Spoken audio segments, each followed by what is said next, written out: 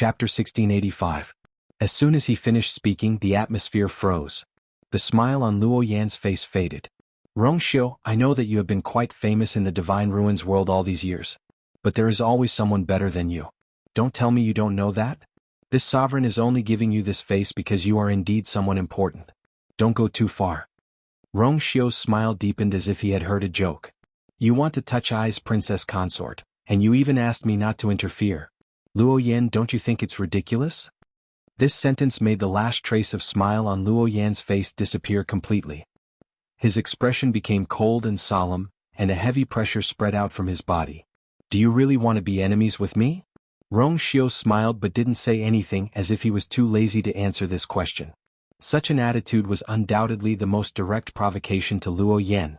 You, Uncle Luo Yan. Seeing that he was about to fly into a rage, Nanyi hurriedly grabbed his arm. Uncle Luo Yan, didn't you come this time to avenge me? Don't target the wrong person. Didn't I already say that all the conflicts and problems were caused by that Xuanhuan? Luo Yan looked at her thoughtfully. Nanyi looked away guiltily. Nan Yuxing and the others standing behind couldn't help but look at each other with complicated expressions. Actually, Rongxiu is clearly the one who should be punished if we pursue this matter. But after Nanyi invited Luo Yan over, she pushed most of the blame to Xuanhuan. At this point, how could they not understand Nanyi's thoughts? But now that things had come to this, they couldn't say anything. Luo Yan had always doted on Nanyi, and he believed almost everything she said. Wouldn't they be adding to the trouble if they went up to say these things? Thus, they could only choose to remain silent. Seeing their reaction, Luo Yan could guess what was going on. Although he doted on Nanyi, it didn't mean that he was brainless. Although he was a little surprised, he had never seen Nanyi so protective of anyone. His intentions were as clear as day. Luo Yan frowned. Nanyi had long reached the age of marriage, but she had never been interested in these things. It was rare for her to fall in love with someone, but that person just had to be Rongxiu.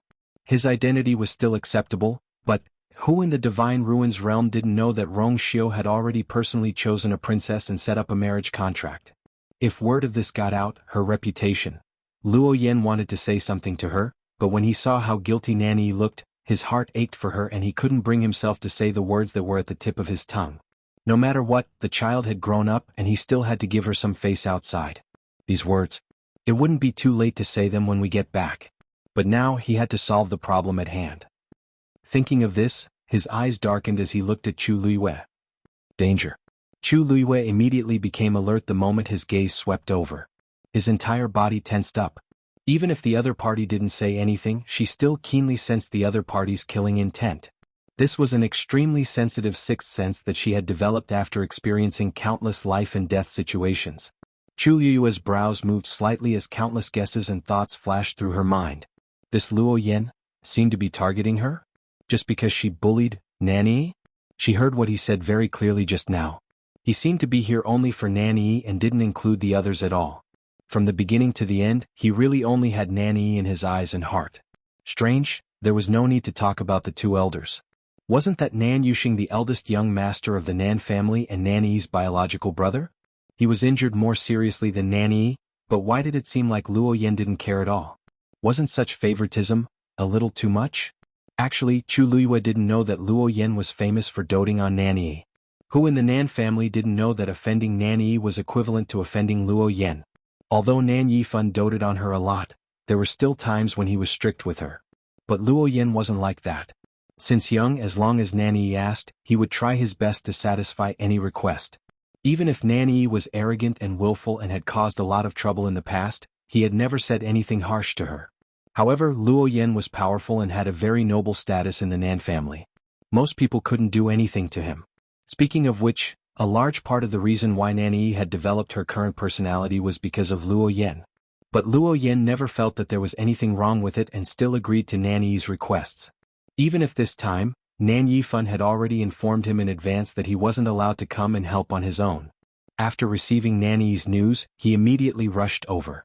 However, considering that he had to give Nan Yifan some face, Luo Yan indeed only intended to help Nanyi vent her anger and leave the rest to them. Yi's request is very simple. As long as you come out and experience all the pain she suffered before and apologize to her, this matter will be considered over. Luo Yan said indifferently. Hearing this, Chu Luiyue almost thought that she had heard wrongly. She blinked and laughed out loud. What? Luo Yan's eyes were cold. Since you heard it, do as I say. My time is limited. Chu Luiyue had always thought that she was arrogant. But today she had broadened her horizons. Along the way, these people were clearly the ones who kept pestering them and finding trouble with them. Now that things had come to this, they actually felt that they had been wronged. She was already impatient with them, and with the matter of the great ancestor, she was still uneasy. Hearing this now was undoubtedly adding fuel to the fire. But the angrier she was, the more rational she became. She took a step forward and walked to Rongxio's side. Then she reached out and hugged Rongxio's arm. Rongxio immediately held her hand and intertwined their fingers. Chu Luiyue smiled slightly and asked, I admit that some of her injuries are indeed related to me, but aren't you curious why I treated her like this? Luo Yan frowned. Chu Luiyue blinked and slowly said, That's right. She snatched my man right in front of me. She even did such a shameless thing. Can't I hit her? Nanny's face instantly turned pale and then flushed red. Xuanhuan you? She really didn't expect Chu Luiyue to be so straightforward and unpleasant. She had never been humiliated like this since she was young.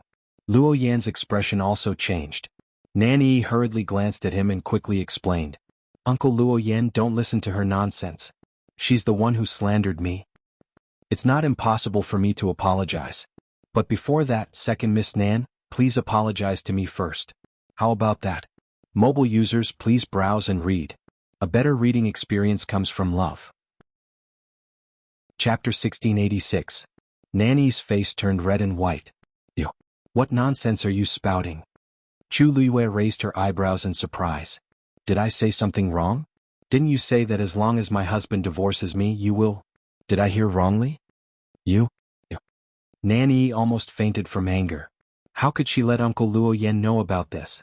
In front of him, she had always been well-behaved and obedient. Even though she liked to be willful and act coquettishly sometimes, she had never said or done anything overboard in front of him. She knew that although this uncle of hers looked young, he was actually an old fogey. He was very conservative about many things. Now that Xuanhuan had exposed this matter in front of him, what should she do in the future? Sure enough, Luo Yan looked at her coldly. Did you really say that? Nanny's heart trembled. She rarely heard Uncle Luo Yan speak to her in such a tone. For a moment she was worried and afraid. Her heart was in a mess. I didn't. Nanny's eyes reddened and she looked aggrieved. Uncle Luo Yan, you watched me grow up. How could I say such things and do such things? Are you going to believe an outsider and not me? Luo Yan's gaze wavered. What Nanny said was not unreasonable. If the other party had said that on purpose to slander her, he glanced at the people opposite him. Nanyu Xing hurriedly said, That's right. Uncle Luo Yan was really wronged. Although she is usually a little willful, she is still very principled in many things. She didn't say those things at all. It was all made up by Xuanhuan Yu. Luo Yan looked at Elder Wu Peng and Nanyu Xing. Judging from their attitude, they seemed to agree. The anger in Luo Yan's heart subsided a little. From the corner of his eye, he saw Nanny's red eyes and nose. His heart ached for her and his tone finally softened. All right, why wouldn't I believe you? Don't cry. Nanny heaved a sigh of relief, but she still looked very aggrieved. Mother has taught me these principles before, so why would I do that? Uncle Luo Yan, you've wronged me. Hearing her mention her mother, Luo Yan's expression darkened, and the gaze he looked at her with became even more tender. He rubbed Nanny's head. All right, Uncle has wronged you. This time I'll definitely help you vent your anger. I won't let you be wronged, okay? Only then did Nanny smile through her tears. Uncle is the best to me. After she finished speaking, she glanced at Chu Luiyue, seemingly unintentionally, with a hint of sarcasm. Uncle Luo Yan had doted on her for so many years, how could he side with someone else? Today she was going to make Xuanhuan Yu pay 100 times the price. Chu Luiyue was amazed and almost couldn't help but applaud. She had seen people who spoiled their children, but she had never seen someone who spoiled their children to such an extent. No wonder she always felt that Nanny's brain was abnormal. It turned out that everyone in the Nan family was the same. She instantly lost interest in arguing with the other party. They were obviously here to find trouble with her. No matter what the truth was, they obviously didn't care at all. As expected, Luo Yan said, Xuanhuan Yu, no matter what you say now, the outcome won't change. If you don't agree to my suggestion just now, don't blame me for being rude. Did this mean that he had directly changed to a threat? Rong Xiu's force surged in his palm, and the temperature around him quickly dropped. Chu Luiyue scratched his palm lightly. This wasn't a good time to make a move. Although she wasn't afraid, Taizu was still on the other side of the wall. They had to focus on more important things. Rong Xiu's gaze turned slightly and he glanced at her. Chu Luiyue gave him a look. Rong Xiu's gaze flickered, but in the end, he lowered his eyes slightly to hide the surging waves in his eyes. It's not impossible for me to agree to your suggestion, but I have my own conditions. If you agree to it, I can negotiate with you. Chu Luiyue said with a smile. Luo Yan thought that she would be angry, furious, or even explode, but he didn't expect her to say something like this. This Xuanhuan doesn't seem to be what I expected. Luo Yan's expression turned cold. Do you think you still have the right to say this? Chu Luiyue chuckled and glanced at Nanyu Xing and the others. Don't you guys know best whether I have the right to say this or not? It seemed like they didn't tell Luo Yan that she killed the black-robed man. Chu Luiyue's words made them feel guilty for some reason. Although they didn't want to admit it, they had to admit that Rong Xiu and Xuanhuan seemed to have an extraordinary trump card. If the two sides really fought, the outcome would be uncertain. Especially when that little girl was behind her. Elder Wu Peng paused and finally took the initiative to speak. What are your conditions? Luo Yan was even more surprised. Elder Wu Peng had always been arrogant, but he was actually willing to accept Xuanhuan Yu's suggestion? What exactly? It's very simple. Chu Luiyue smiled, and her eyes curved into crescents as she looked sincere. As long as you find the thing you're looking for and give it to me, I can agree to your request. We'll trade fairly. Dream on. Before Chu Luiyue could finish speaking, Nanny suddenly interrupted her. She really dared to think that they would use that thing to exchange for it. Chu Luiyue's smile didn't change, but her voice turned cold. I'll return the same words to you. You want to force me to apologize and beg for mercy? I think you're dreaming. Digression? Ha. Today we will update together. Mobile users, please browse and read. A better reading experience comes from the Love Network. Chapter 1687. Dead Silence. Chu Luiyue's words dazed the few people opposite her, including Luo Yan. None of them had expected Chu Luiyue to have the guts to say such brazen words. Her attitude was too unyielding and her eyes were cold. Although the corners of her lips were slightly curved, they were as sharp as a blade and carried a murderous intent that seemed to be able to cut through everything. Nanny's heart suddenly trembled violently. An indescribable fear surged from the depths of her heart. This wasn't the first time she felt such fear when facing Xuanhuan Yu. It was just that it wasn't so clear and strong before. Looking at that pair of eyes, a clear thought flashed through her mind at lightning speed. If she provoked Xuanhuan Yu, she would really kill her. Nanny originally wanted to mock and retort, but at this moment she was at a loss for words. Her legs were a little weak. If Luo Yan wasn't standing beside her, she would have already retreated uncontrollably.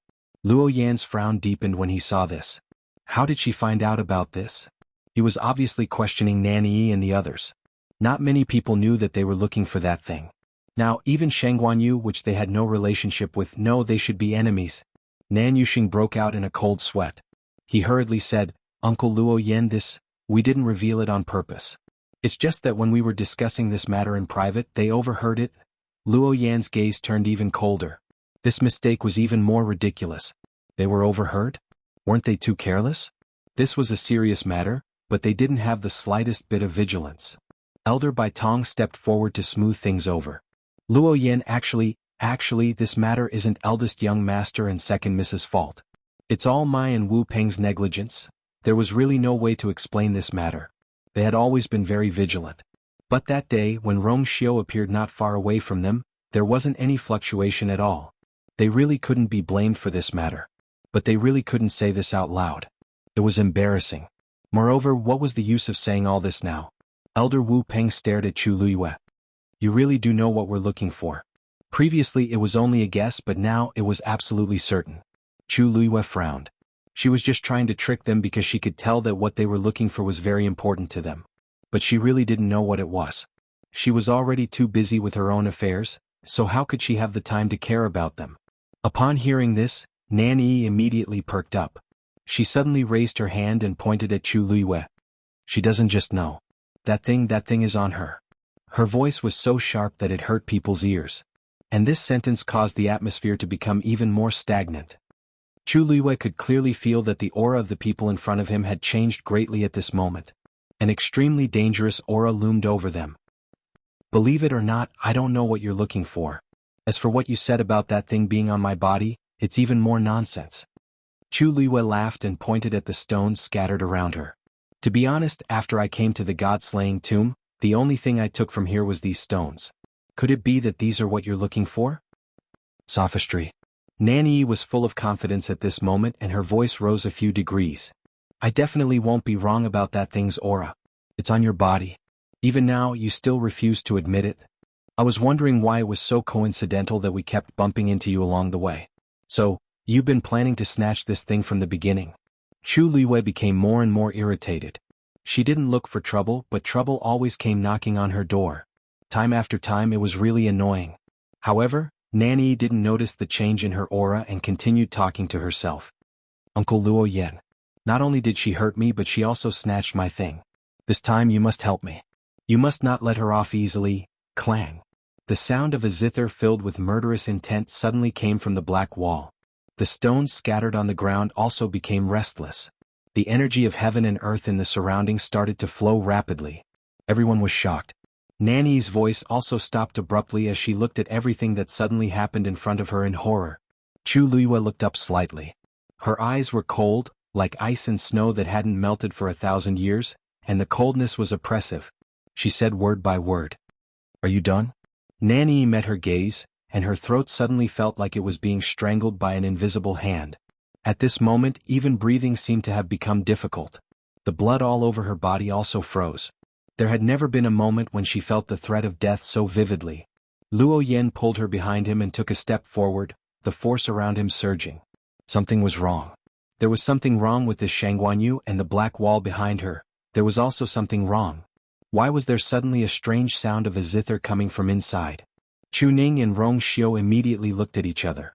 This was the zither sound that she had mentioned previously? Rong Xiu held her hand tightly. His cold and deep voice reverberated in her ears, and Chu Liwei instantly snapped out of her daze. The layer of indifference in her eyes quietly dissipated, and when she looked up again, it had already returned to normal. She had concealed all the changes in her emotions perfectly, and only Rong Xiu, who was beside her, saw it clearly. At the same time, the sound of the zither quietly stopped, and the surrounding stones also returned to normal. Even the surging of the energy in the surroundings gradually calmed down. It was as if that momentary movement just now was just an illusion. Rong Xiu's brows moved slightly. Just as he was about to speak, a majestic force suddenly descended. At the same time, the sound of something breaking through the air whistled over. Rong Xiu looked up. It was Luo Yan who had taken this opportunity to make a move. His eyes instantly turned cold.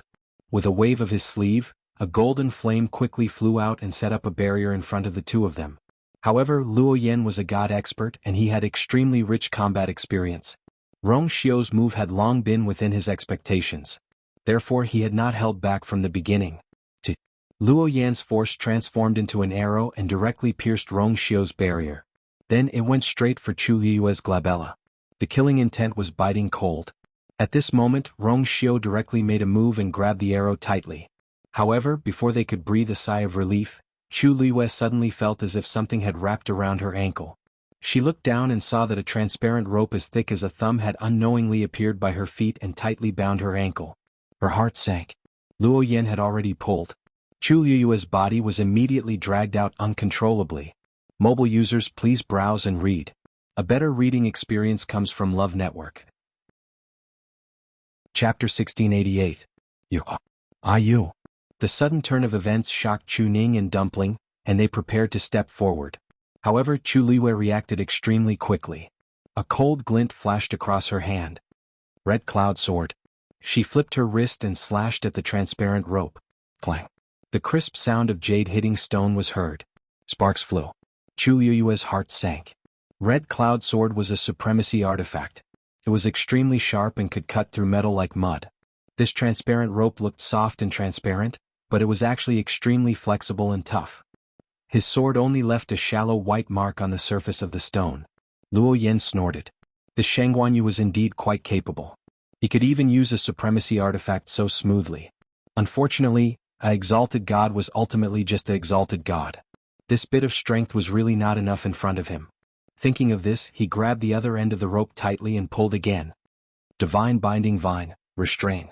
The transparent rope immediately tightened, and a bright red mark appeared on Chu Liyue's ankle. Her body was pulled by this force and she lost her balance again. Rong Xiu moved and was about to make a move when a black figure suddenly flashed in front of him. It was Elder Wu Peng. Rong Xiu, today we just want to seek justice for second miss from Xuanhuan. After this matter is over, we will naturally release her. Why do you have to do this and make things worse? Rong Xiu seemed to have heard a joke, and his thin lips curved into an extremely cold smile. That is I's princess consort. You did this in front of I, and you want I to pretend that I did not see it? It seems that you have turned a deaf ear to what I said earlier. His voice was as cold as ice and it was bone-piercing. Elder Wu Peng paused and suddenly recalled Rong Xiu's nonchalant smile when he mentioned the family head. This was something that he had been secretly worried about. But now that things had come to this, it was obviously impossible for them to back down. We don't want to be enemies with Yintian Tower. It won't do anyone any good. As long as Xuanhuan Yu was willing to apologize, this matter could be resolved. Before he finished speaking, Rong Xiu had already raised his hand. A cluster of golden flames surged from the bottom of his eyes. You're wrong about one thing. Rong Xiu's force surged and the terrifying pressure continued to rise. From the moment you touched her, you became the mortal enemy of Yintian Tower. Boom. A powerful force went straight for Elder Wu Peng's face. Rong Xiu. Elder Wu Peng did not expect that Rong Xiu would actually attack him. He was caught off guard and narrowly avoided the attack. However, a long burn mark was still left on his shoulder. The intense burning pain made Elder Wu Peng both shocked and angry. Did Rong Xiu know what he was doing? Was he really going to go against them for Xuanhuan Yu? They were not after Xuanhuan Yu's life. Countless thoughts flashed through Elder Wu Peng's mind, but he did not dare to slack off. He hurriedly mobilized the force in his body and braced himself to fight Rong Xiu. But soon he sensed that something was wrong. Why did Rong Xiu's combat power seem to be stronger than before? The two of them had only exchanged a few blows, but Elder Wu Peng already felt that he could not hold on any longer. Could it be that Rong Xiu had been hiding his true strength before? This aura was clearly much stronger than that of an ordinary high god. Most importantly, Rong Xiu's attacks were ruthless and every move was fatal. There were no unnecessary movements, and he did not leave any room for Elder Wu Peng. This was the fighting spirit and vigor that could only be obtained after experiencing countless life-and-death battles. Elder Wu Peng had seen his fair share of storms, and his strength was not weak either. However, he had spent most of his time and energy on refining weapons and had not carefully studied the cultivation of martial artists. Hence, at this moment he was quickly at a disadvantage against Rong Xiu. On the other side, Chuning could not hold back and charged forward. Elder Baitong saw this scene and could not help but sneer. A stage 1 martial artist? Did he see wrongly? This kind of existence that was inferior to an ant actually had such guts? He must be tired of living. Elder Baitong waved his sleeves. A ball of flame suddenly appeared in his palm. Then it quickly flew out. Bang bang bang. When the flame was just a step away from Chuning, it suddenly exploded. It transformed into countless tiny sparks. You overestimate yourself. It's your honor to die in my hands, what? Elder Baitong's words came to an abrupt end. He widened his eyes in shock, almost unable to believe what he saw. The countless sparks that were burning fiercely seemed to be pushed by a force and suddenly scattered in all directions. And Chuning, who was supposed to be dead, was standing on the spot unharmed. Around his body, there was a blue stream of light gently surging. That was God territory? Because of the shock, Elder Baitong's voice became sharp. Nanyu Xing and the rest noticed the commotion and their expressions changed slightly. How can a stage 1 martial artist have a god territory? Nanyu Xing was originally happy to watch the show and wanted to take advantage of this opportunity to vent his anger. He did not expect that things would develop in an unexpected direction. Rong Xiu being able to contend with Elder Wu Peng was actually within their expectations. After all, Elder Baitong's injury was caused by him. But this middle-aged man with ragged clothes and bloodstains all over his body clearly looked ordinary. How could he display a god territory? The aura on his body was indeed that of a stage 1 martial artist. This is the indestructible divine body? Luo Yan's eyes turned slightly and looked meaningfully at Chuning. He quickly had a guess. In the world, there was probably only this unique divine body that could display a god territory as a stage 1 martial artist. Although there was nothing to be afraid of, these people did have some abilities. No wonder they could last until now in the god-slaying tomb and make Wu Peng and the rest suffer such a huge loss. Clang. Another fierce collision sound was heard. Luo Yan retracted his gaze and saw that Chu Luiyue was still trying to use Red Cloud Sword to cut the divine binding vine. He laughed carelessly and looked at Chu Luiyue with undisguised contempt and indifference. Childish. To him, Chu Luiyue's actions were obviously useless struggles. With a flick of his wrist, the divine binding vine quickly retracted and extended upwards. Half of Chu Luiyue's body, including the hand that was holding the sword, was tightly bound by the transparent divine binding vine. Her brows furrowed even tighter. This thing was indeed not ordinary. At this moment, she could almost feel that the force around her seemed to be trapped by this divine binding vine. Luo Yan raised his hand and clenched it. Chu Luiyue's neck tightened. Mobile users, please browse for a better reading experience from Love Network. Chapter 1689. Her body was forced to hang in the air as if an iron hand was gripping her neck tightly. A terrifying pressure pressed down on his body, making it difficult for him to even breathe. Chu Luiyue's face flushed red. Luo Yan's eyes were high and mighty. Are you willing to apologize now? Nanyi stood beside him and couldn't help but smile smugly when she saw this scene. She looked at Chu Luiyue with a trace of undisguised cold mockery.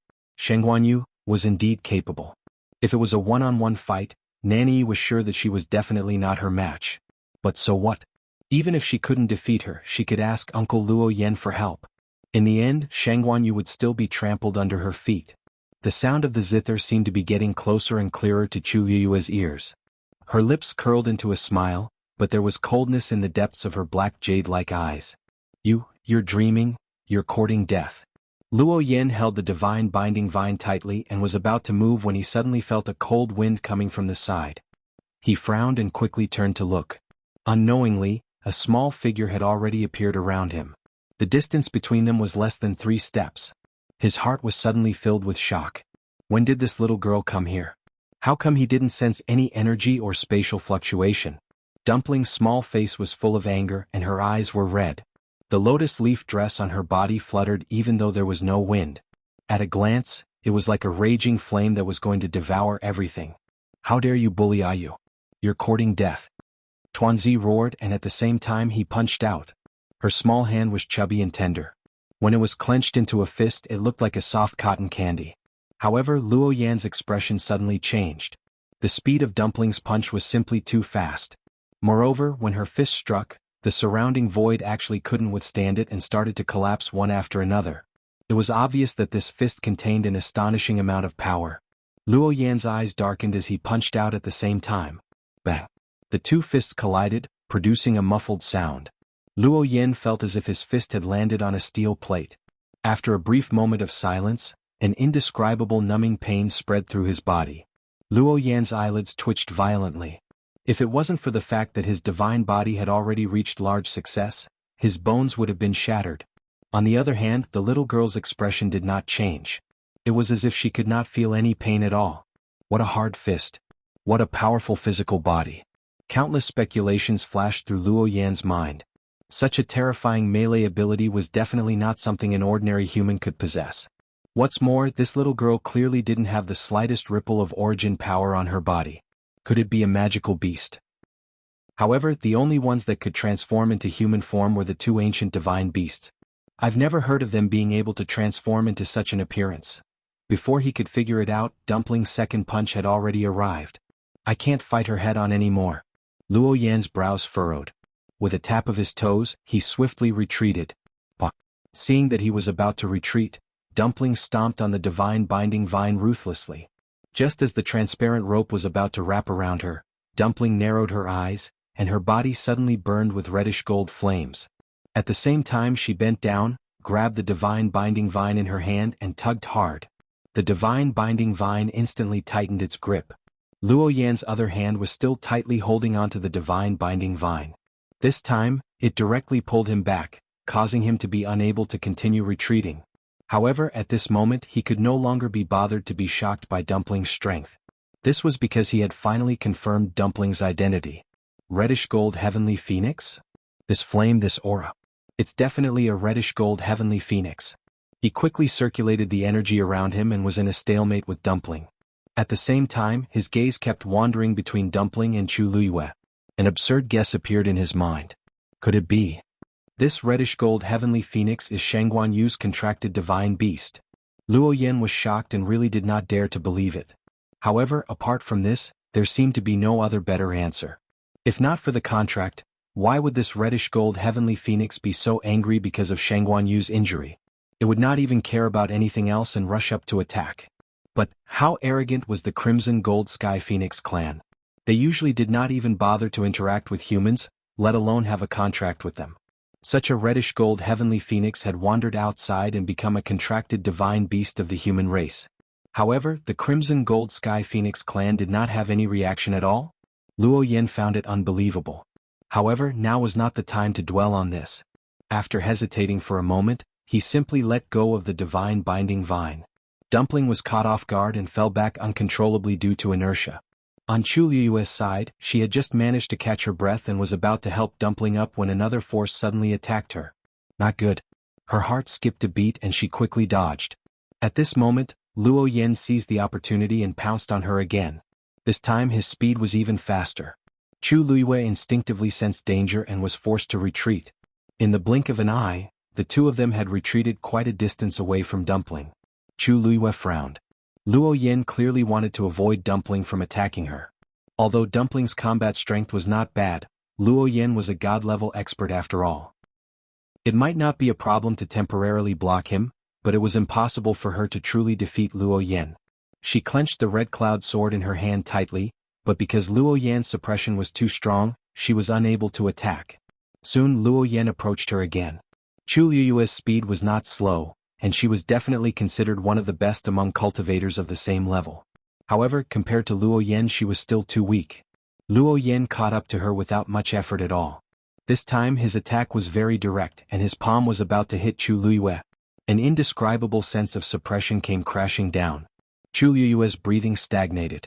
Originally, she wanted to try to receive this attack, but the other party's suppression was too strong, and she could not circulate the energy in her body. The difference in strength between the two of them was too big, so she did not even have the chance to attack. Luo Yan's expression was indifferent, and he looked at her as if he was looking at an ant that was struggling futilely. Xuanhuan, you should know that there are some people that you can't afford to offend. As his voice fell, the tyrannical wind from his palm had already enveloped Chu Liyue. At this moment, her body seemed to be nailed to the ground and she could not move at all. She could only watch helplessly as that shocking power came closer and closer to her. A thick smell of blood spread out between her lips and teeth. The sound of the zither beside Chu Liyue's ears suddenly became clear at this moment. Her temples were throbbing, as if something was about to break out from the bottom of her heart. However, at this moment, a deep and vigorous voice exploded in the sky like a sudden clap of thunder. Who dares to hurt my disciple?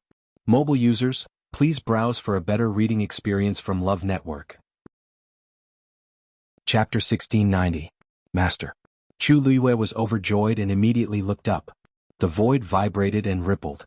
A figure in a long white robe stepped out from within. It was the dean of Lingxiao College, her master, Nan Suhuai. He waved his sleeve and a powerful force flew out. It went straight for Luo Yan. Danger. Luo Yan was shocked and had no choice but to stop and retreat. However, the force of Nan Suhuai's strike was so strong that it caused him to stagger backward. Almost at the same time, Elder Wu Peng was no match for Rong Xiu and suffered a heavy blow. He flew backward and landed heavily on the ground. Elder Bai Tong, who had been fighting with Chu Ning, was also shocked when he noticed the commotion and immediately retreated. Uncle Luo Yan. Elder Wu Peng. Nan Yi could no longer maintain the smile on her face when she saw the people on her side being repelled. She rushed over in a hurry. Nan Yuxing opened his mouth but did not say anything. However, a strong sense of uneasiness suddenly surged in his heart. Nan Suhuai's figure flashed and blocked in front of Chu Liyue. Rong Xiu stepped forward and supported Chu Liyue. Nan Suhuai first turned around and glanced at her nervously. Are you okay? Chu Liyue shook her head. Master, don't worry. I'm fine. It was just a flesh wound. It was not a big deal. Luo Yan did not have time to be ruthless. Her master had arrived. Rong Xiu's face was cold and solemn. He reached out to touch Chu Liyue's neck. Hiss! The sudden pain made Chu Liyue shrink her neck. Sensing Rong Xiu's aura turning colder, Chu Liyue quickly said, "It's just a small wound. It's not a big deal." When the two of them were fighting just now, there were a few red marks on her neck. She was so anxious that she forgot about it. Xiao didn't say anything. He stared at the wound with a deep look in his eyes. Chu Ning and Dumpling quickly followed. Although Chu Luiwei came out unscathed, they all saw the situation clearly. Luo Yan was indeed ruthless. If Nan Su Huai hadn't arrived in time, no one knew what would have happened to Chu Luiwei. Nan Su Huai's face turned cold. He turned to Luo Yan and sneered. Luo Yan, I haven't seen you for many years. You've really become more and more capable. You actually dare to bully this old man's disciple. His voice was deep like thunder, and every single word carried a shocking pressure that smashed heavily into the ears of Luo Yan and the others. Nan Yuxing and Nan Yi, whose cultivation bases were slightly weaker, trembled at the same time and spat out blood. Elder Bai Tong was already seriously injured, so he was unable to dodge in time. Suddenly bearing the terrifying pressure, his face immediately turned pale. There was no need to mention Elder Wu Peng. He had already been beaten black and blue by Xiao. At this moment he didn't even have the strength to get up. Although Luo Yan was slightly better than them, his face turned extremely ugly when he saw the situation on his side. Nan Su Huai actually came.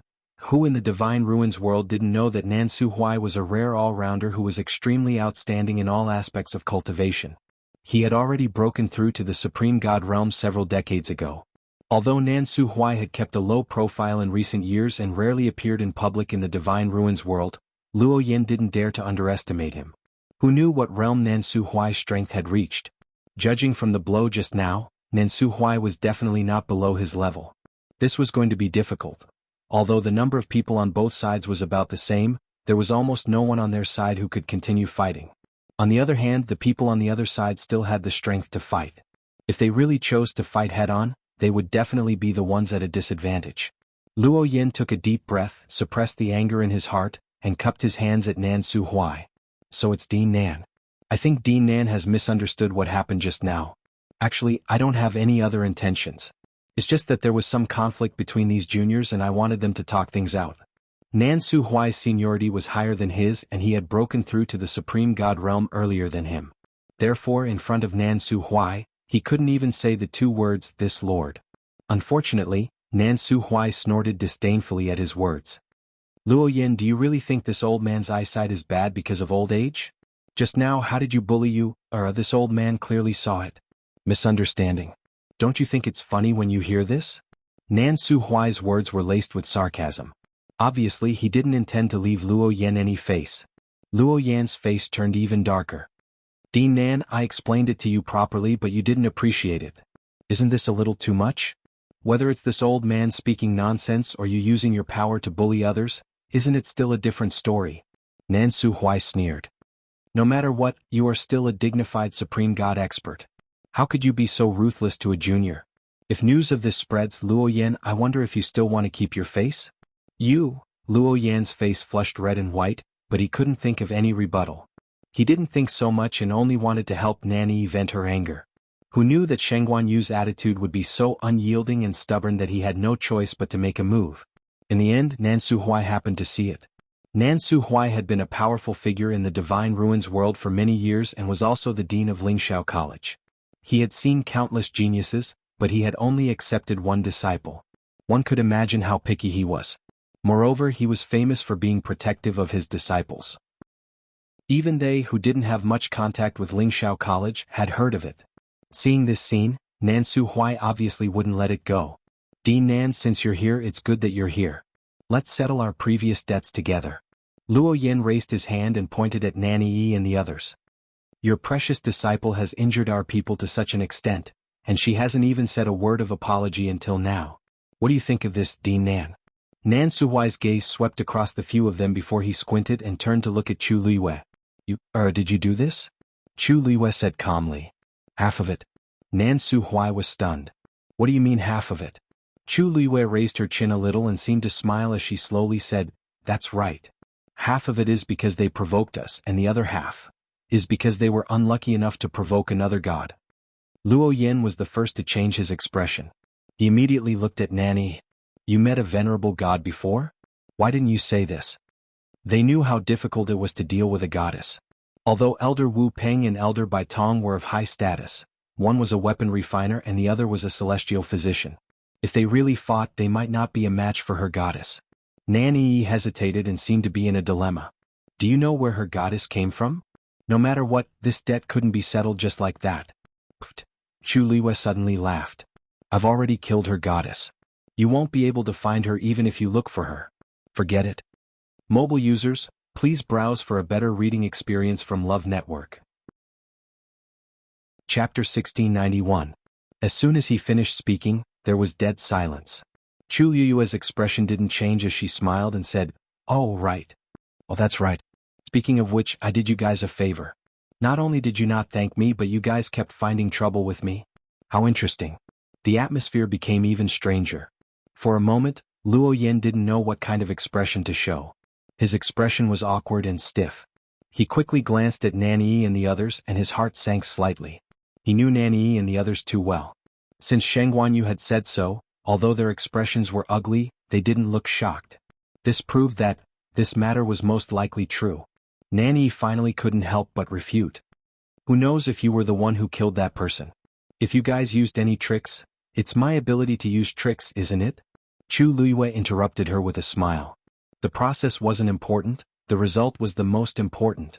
Nanyi choked. Luo Yan took a deep breath. A high god killed a high god. How was that possible? He had never heard of such a thing in the entire Divine Ruins world. Nan Suhuai was also shocked and hurriedly asked, Is what you said true? Chu Liwei blinked. Master, when have I ever lied to you? Rong Xiu, father, and Dumpling can all testify for me. Nan Suhuai cursed in his heart. How many times have you lied to me? But he obviously couldn't say that now. Rong Xiu nodded. You is telling the truth.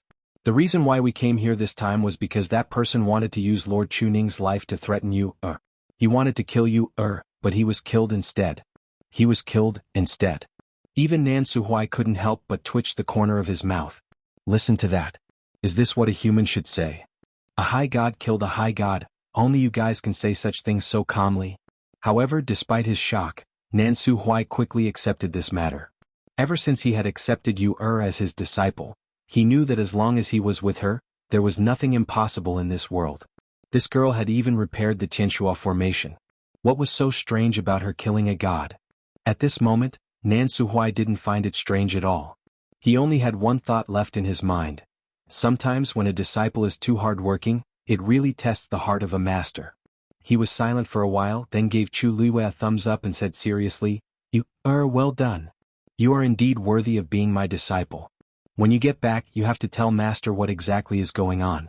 Chu Liwei agreed. Sure. Seeing the happy appearance of the master and disciple, Luo Yan only felt as if there was a string in his brain that suddenly tightened. What time was it now that they were actually discussing these things directly?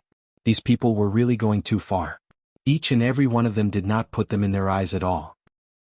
Everything is just your side of the story. How can we believe it?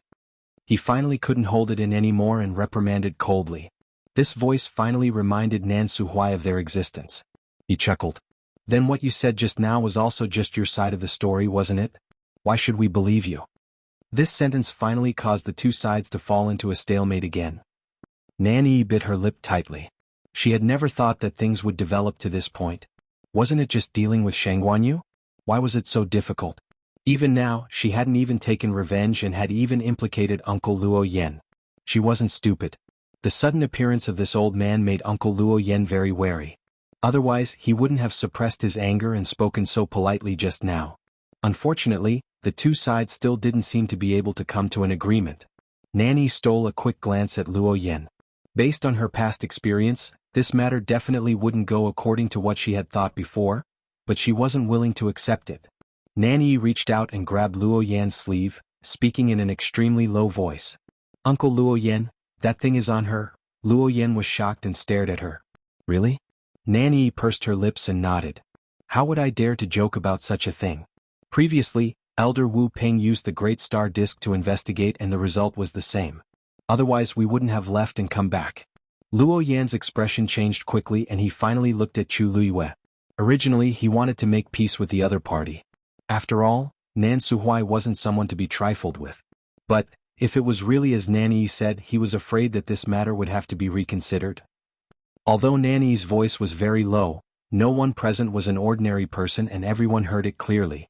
Chu Liwei's eyes were tinged with fatigue and impatience. Even if they weren't annoyed, she was.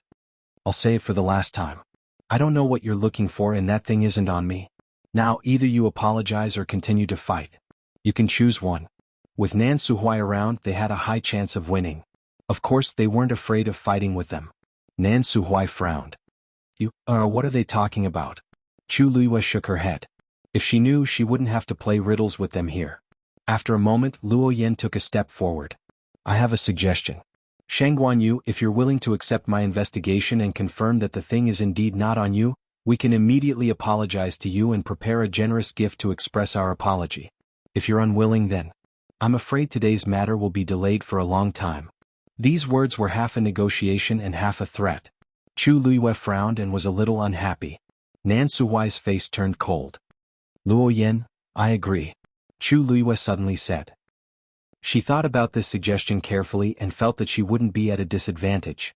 Although they had a high chance of winning with her master around, their background wasn't simple.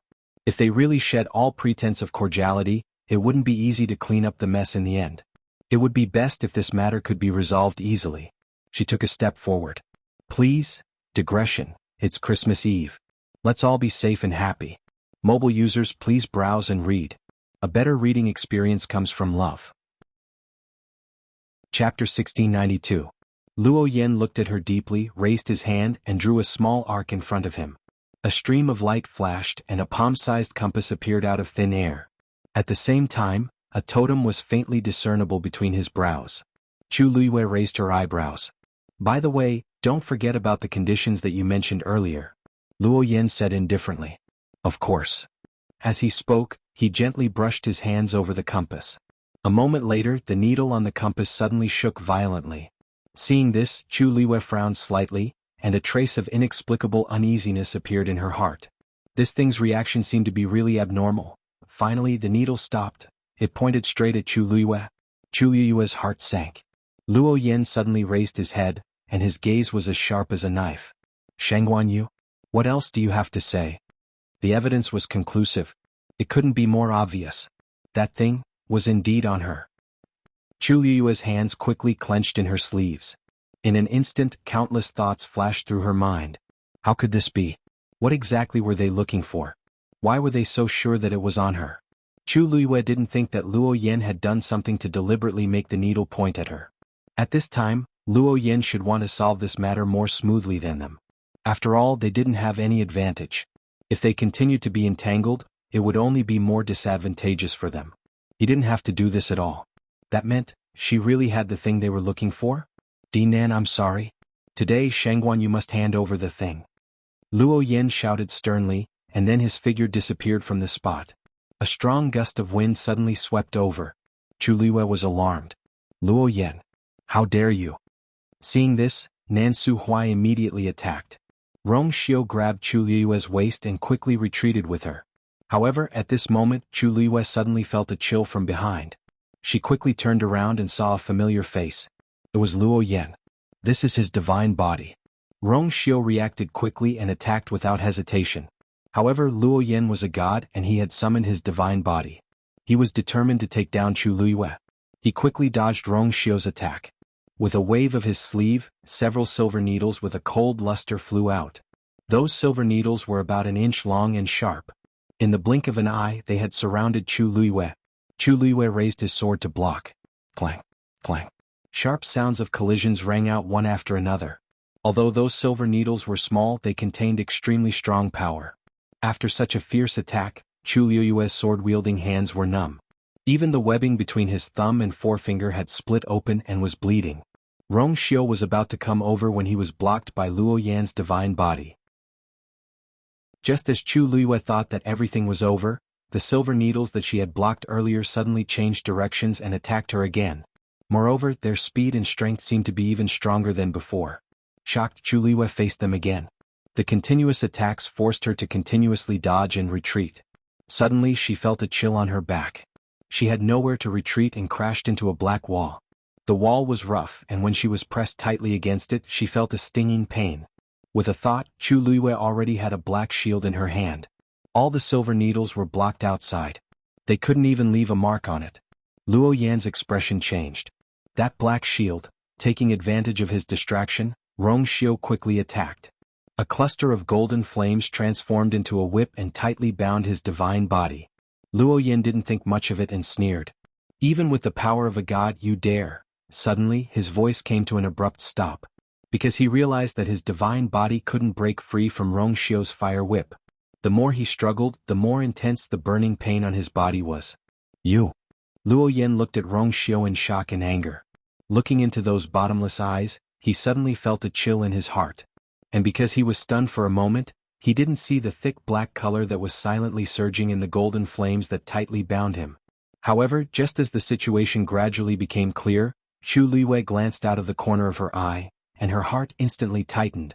Nan Yuxing was suddenly running toward Chu Ning. His face was gloomy, and he was exuding a terrifying murderous intent. At the same time, a saber appeared in his hand. The saber was wide and thick, and the tip of the saber was suffused with a strange blue light. It was poisonous. Father, be careful. Chu Luiwei immediately planned to move and run in that direction. However, a figure was rapidly closing in on him again. It was none other than Nanyi. At this moment, her expression was ferocious, and her eyes were filled with murderous intent. But the most shocking thing was that the pressure on her body was suddenly much stronger than before. This wasn't her aura. Almost instantly, Chu Luiwei understood what was going on. This force definitely didn't belong to Nanyi. In a flash, Nanyi clenched the triangular pyramid in her hand and stabbed it fiercely toward Chu Luiwei. Chu Luiwei's body tensed up in an instant. The power of a god. Go to hell. Nanyi gritted her teeth and said in a low voice. Every word seemed to be squeezed out from the gaps of her teeth, carrying deep hatred and resentment. Chu Luiwei didn't hesitate and directly raised the black shield. It blocked in front of him. Whoosh, a sharp ear-piercing sound rang out, almost making one's scalp tingle. The tyrannical power surged over, and Chu Luiwei's body crashed heavily against the wall behind him once again.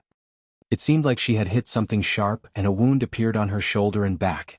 Chu Luiwei clenched his teeth tightly as the blood in his body surged. Nanyi still seemed a little dissatisfied. This triangular pyramid was specially given to her by her father for self-defense before she left home. Previously she couldn't bear to take it out and use it. It was only when she saw that Chu Luiwei was alone that she had an idea and decided to take advantage of this opportunity to attack her. However, she had originally thought that this attack would be able to take Xianhuan's life directly. Nanyi gritted her teeth and waved the triangular pyramid again indignantly. Even if she couldn't pierce through this strange shield, the power left behind by her father was enough to make Xianhuan suffer. However, just as the triangular pyramid was about to land on the black shield again, the sound of a zither suddenly came from afar. The sound of the zither seemed to come from a very far place, but when it landed in her ears, it was extremely clear. The most shocking thing was that the sound of the zither carried an undisguised strong murderous intent. It caused Nanyi's mind to be in a mess and her entire body to turn numb. Although it was just a sound, she seemed to have smelled a strong smell of blood. She subconsciously stopped what she was doing and looked up. That sound was coming from here.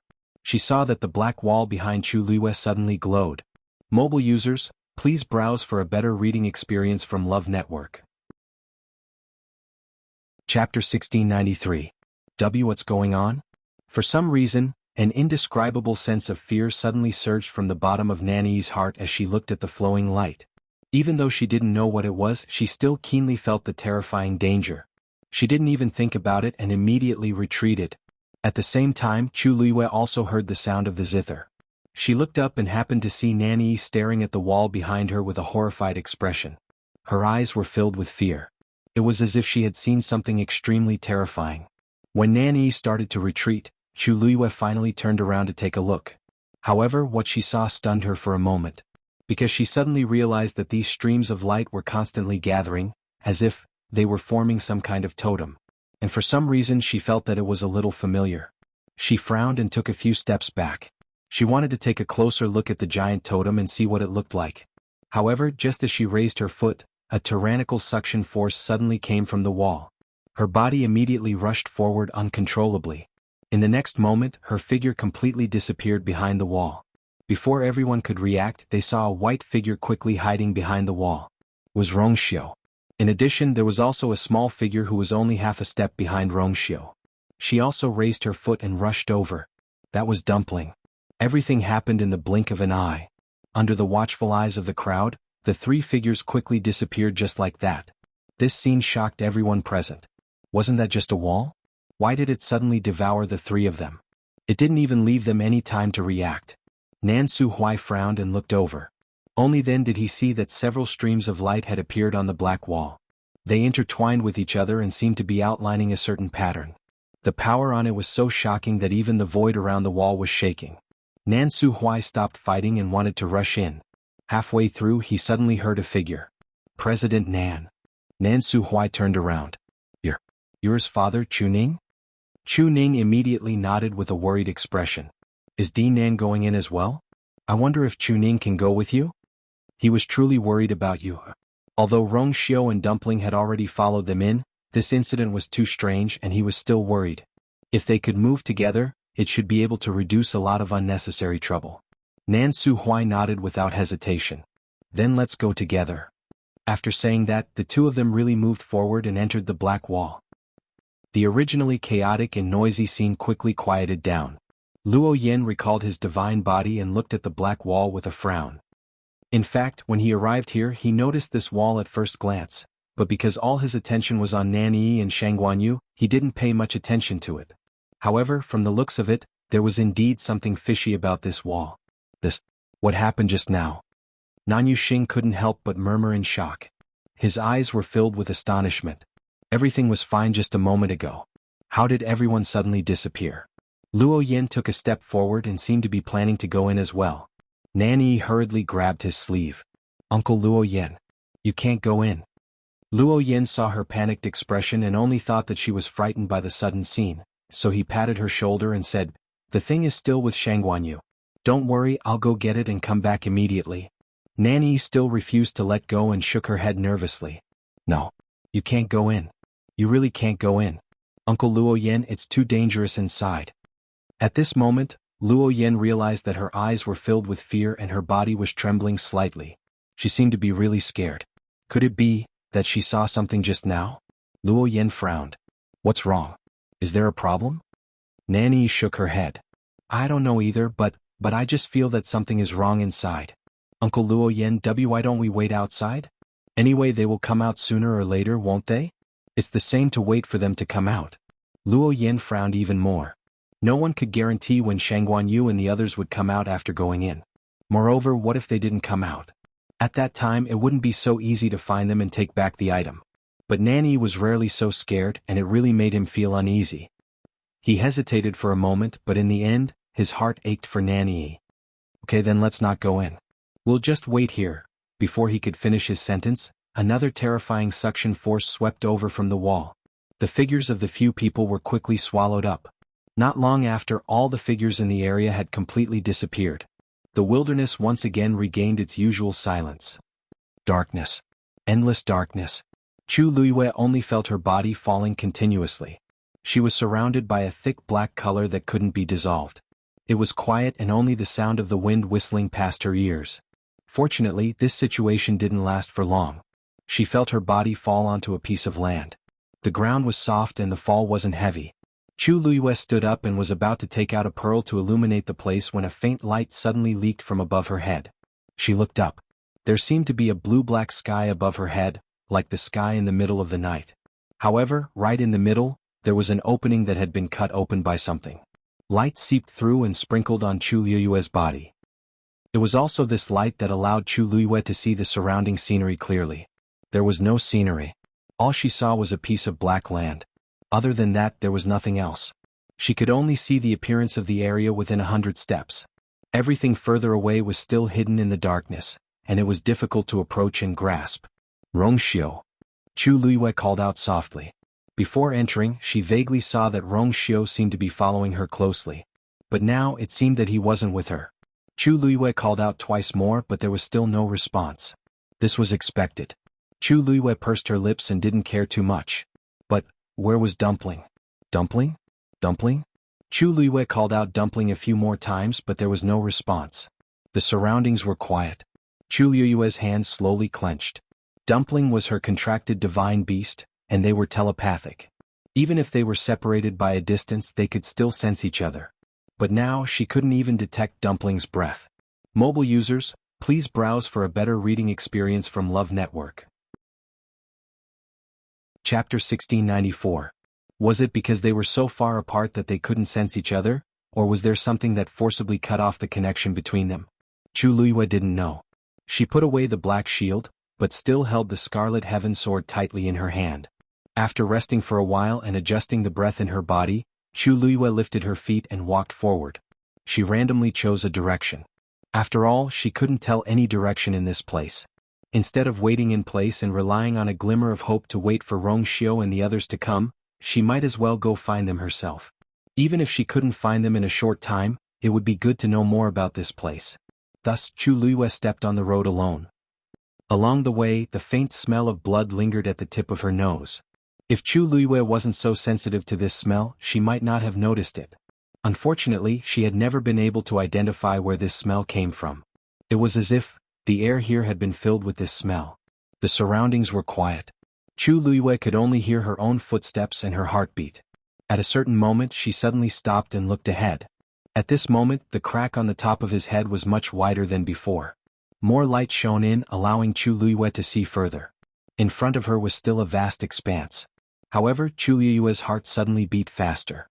Because the sound of the zither that had been lingering in her ears suddenly disappeared at this moment.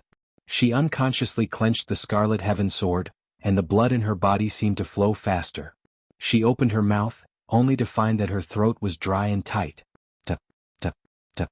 An unfamiliar sound of footsteps suddenly came from the darkness. The footsteps were slow and calm as if taking a stroll. However, every step seemed to be stepping on Chu Luiyue's heart. She seemed to have a premonition and her whole body tensed up.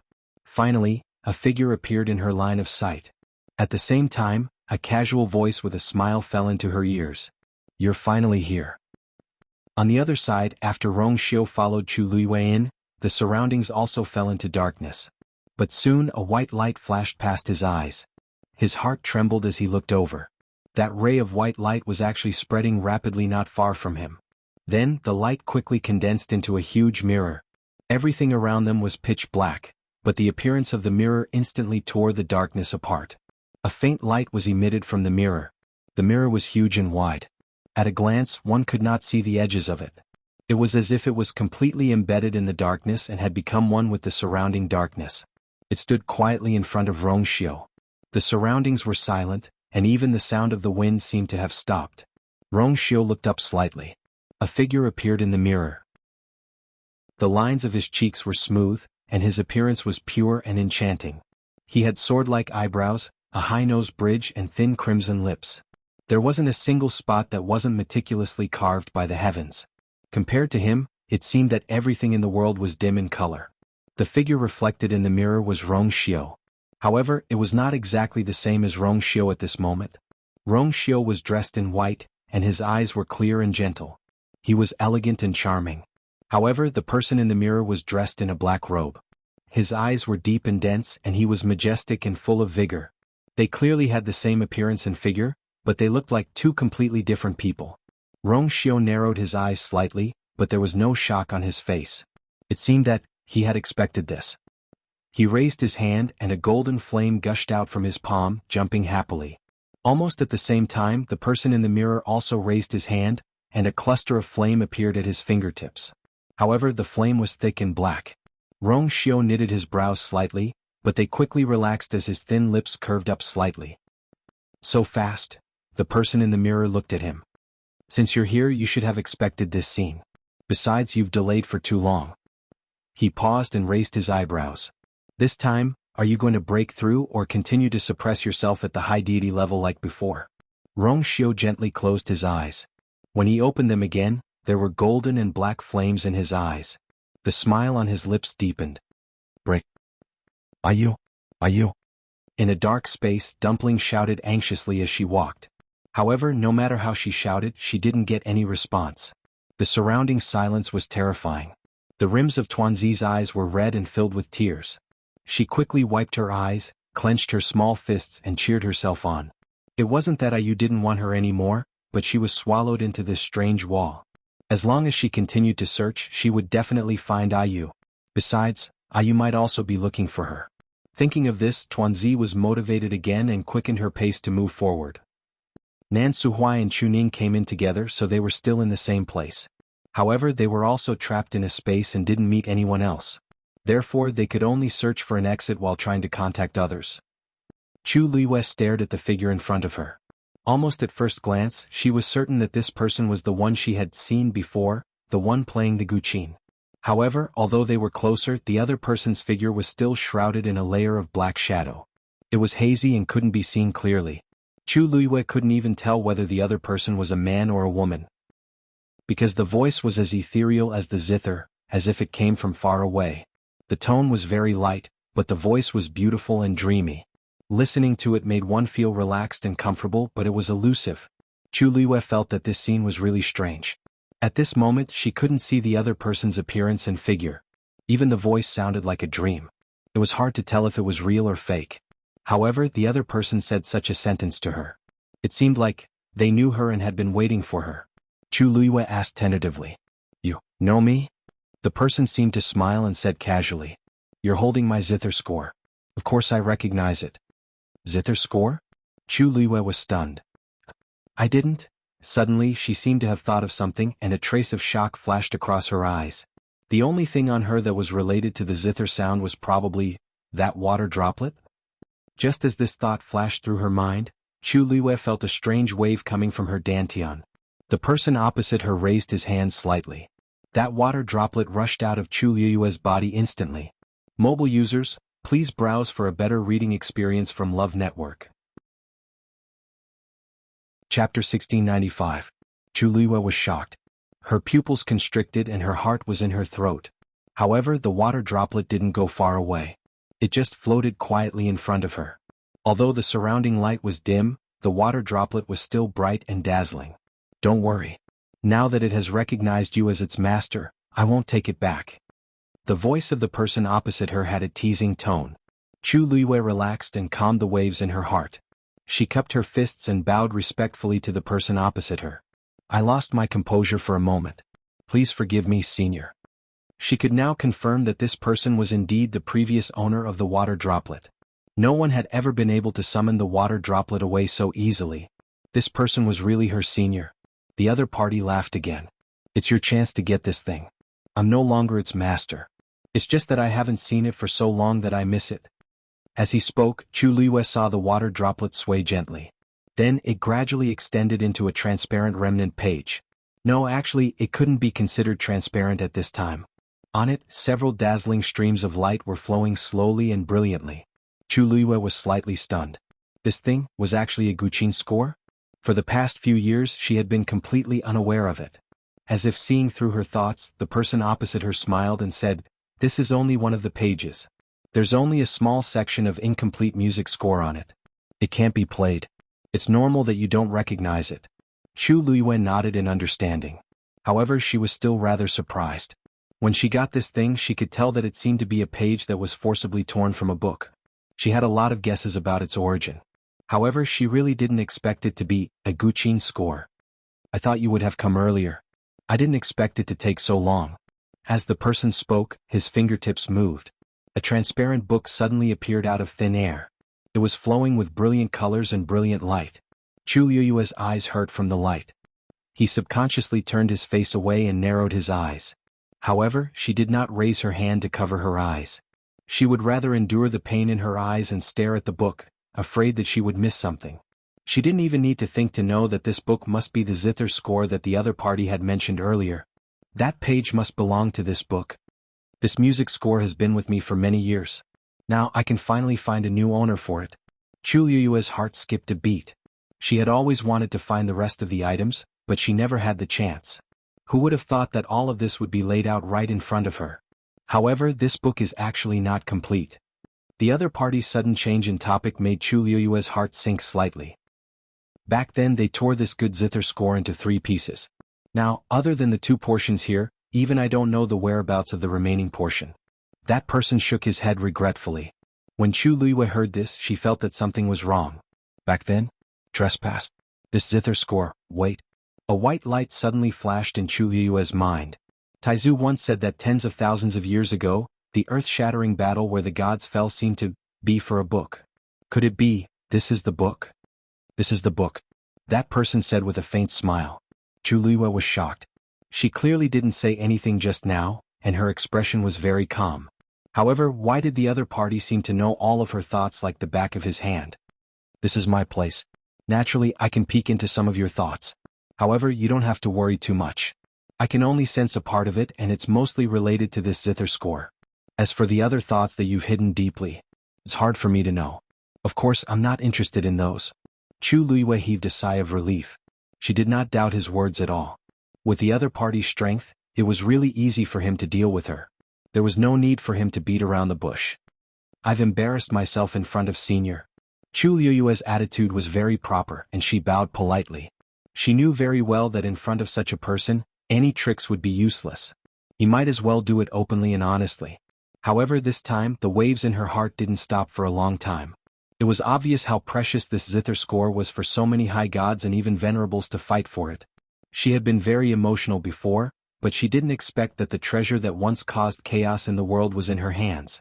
Although it was only an incomplete part, there were many cultivators in the world who wanted to get this page, but they couldn't find it. When she thought of this, Chu Luiyue's heart beat faster, and her blood seemed to be boiling. She knew that this thing was extraordinary. However, after knowing the truth, she was still shocked. The other party seemed to be satisfied with Chu Luiyue's reaction. Although this zither score was divided into 3 parts, there is still a connection between them. Since the one in your hand was the first to awaken and let you be the master, the other 2 parts will naturally follow you and let you be the master. The 3rd part has been lost for a long time, and it won't be found in a short time. Let's not talk about it for now. You can take my share first. Chu Luiyue had already guessed the other party's plan, but when she heard this, she was still surprised. Such a precious treasure was actually given to her so easily? You don't have to feel burdened. Although I was its previous master, I'm now just a remnant consciousness in this zither score. Even if this zither score is complete, it's meaningless to leave it with me. The reason I've waited until now is to wait for a new master to appear. The other party's voice paused. Chu Luiyue immediately felt a gaze on her. She immediately tensed up. In other words, it's you. Chu Luiyue clenched her fists. So, the zither music from before was you luring me here? That's right. It's a pity that those people have been pestering you and wasting a lot of time. It's really annoying. Chu Luiyue could hear a trace of impatience in the other party's voice. However, I've already chased them away. At least before you complete the fusion of these 2 zither scores, they won't disturb you again. At this point, Chu Luiyue finally understood. The only thing she had to do now was to do as the other party said and reintegrate these 2 incomplete zither scores. It's just one, so it shouldn't be difficult, right? Chu Luiyue thought and immediately cupped her fists at the other party. Thank you for your generous gift, Senior. Don't be happy too early. The other party interrupted her with a smile. It won't be too late to thank me when you really do it. Mobile users, please browse and read. A better reading experience comes from Love Network. Chapter 1696. For some reason, Chu Luiyue heard a hint of mockery in his words, as well as a hint of anticipation for a good show. She swallowed the rest of her words. Yes, I will do my best. Swish. As soon as she finished speaking, the person opposite her waved his sleeve, and the transparent book quickly flew in front of Chu Luiyue. It floated quietly in front of her, one on the left and one on the right. Chu Luiyue's eyes scanned the book carefully. Although one of the 2 items was a thick book, and the other was a thin piece of paper, the aura they exuded was not much different. Furthermore, after approaching the book, she was able to sense a familiar feeling from it. They were of the same origin, so it was no wonder. Chu Luiyue suddenly thought of something and looked up. How should I address you, Senior? She had been here for so long and the book belonged to him. She couldn't possibly not know his name. The person opposite her was silent for a moment as if deep in thought. After a while he said, It's been too long and I can't remember many things clearly. Can call me Jing. Jing. This name was very vague and she couldn't tell if it was a man or a woman. Chu Luiyue was pondering in her heart when she heard the person opposite her say bluntly, I'm a man. Chu Luiyue, she almost forgot that he could spy on many of her thoughts. Chu Luiyue suddenly felt awkward. Yes, Senior Jing. Fortunately, the other party didn't seem to care much about this matter. He waved his sleeve and sat on the ground. A zither suddenly appeared on his lap. Then Chu Luiyue saw him gently place his hand on the zither. Chu Luiyue's eyelids twitched violently, and an ominous premonition surged in her heart. Senior Jing, are you going to play the zither? Jing looked at her strangely. Of course. Since you want to combine these two pieces of music, of course you have to have the help of the zither. If you don't even know the music, how can you perfectly combine them? Chu Luiyue understood. You mean that I have to understand this song before I can? Jing nodded with satisfaction. You're not too stupid. In that case he should be able to learn it quickly. Although it sounded like a compliment, Chu Luiyue didn't feel happy. Instead he felt even more uneasy. She clearly remembered that when she heard this song, she was so shocked that she vomited blood. Now the person was right in front of him and so was the guqin. It was obvious that it was much more powerful than before. But now that things had come to this, she had no choice but to bite the bullet. Thank you, Senior? Chu Luiyue asked after thinking for a while. By the way, Senior Jing, how long will it take for me to completely integrate these two scores? Rong Xiu and the others followed him in. If it took too long they would be worried. Jing's movements paused. He tilted his head and looked her up and down. Although she couldn't see his face and expression clearly, Chu Luiyue still felt that his gaze was as sharp as a steel knife. With just one glance, she felt as if her entire body, inside and out, had been seen clearly. You're a high god, a doctor and a high-level weapon refiner. You've also just broken through to a great Shen King master. Your talent and comprehension aren't bad. No wonder it recognized you as its master. He spoke slowly, but it set off perilous waves in Chu Luiyue's heart. This person had only looked at her from afar, and he had already found out everything about her. At this moment, Chu Luiyue even felt that she had no secrets left in front of him. Although the Tianjing Yuan Meridian isn't rare, the support of the Crimson Gold Sky Phoenix clan's bloodline is rare. A trace of satisfaction finally appeared in Jing's voice. Chu Luiyue was inwardly speechless when she heard this. The Tianjing Yuan Meridian was a top-grade Yuan Meridian, but it seemed to be sparse and ordinary in his place. There was nothing special about it. Moreover, he said these words in such a calm tone. Chu Luiyue was even more curious about the other party's identity. However, this thought only flashed through her mind before she quickly suppressed it.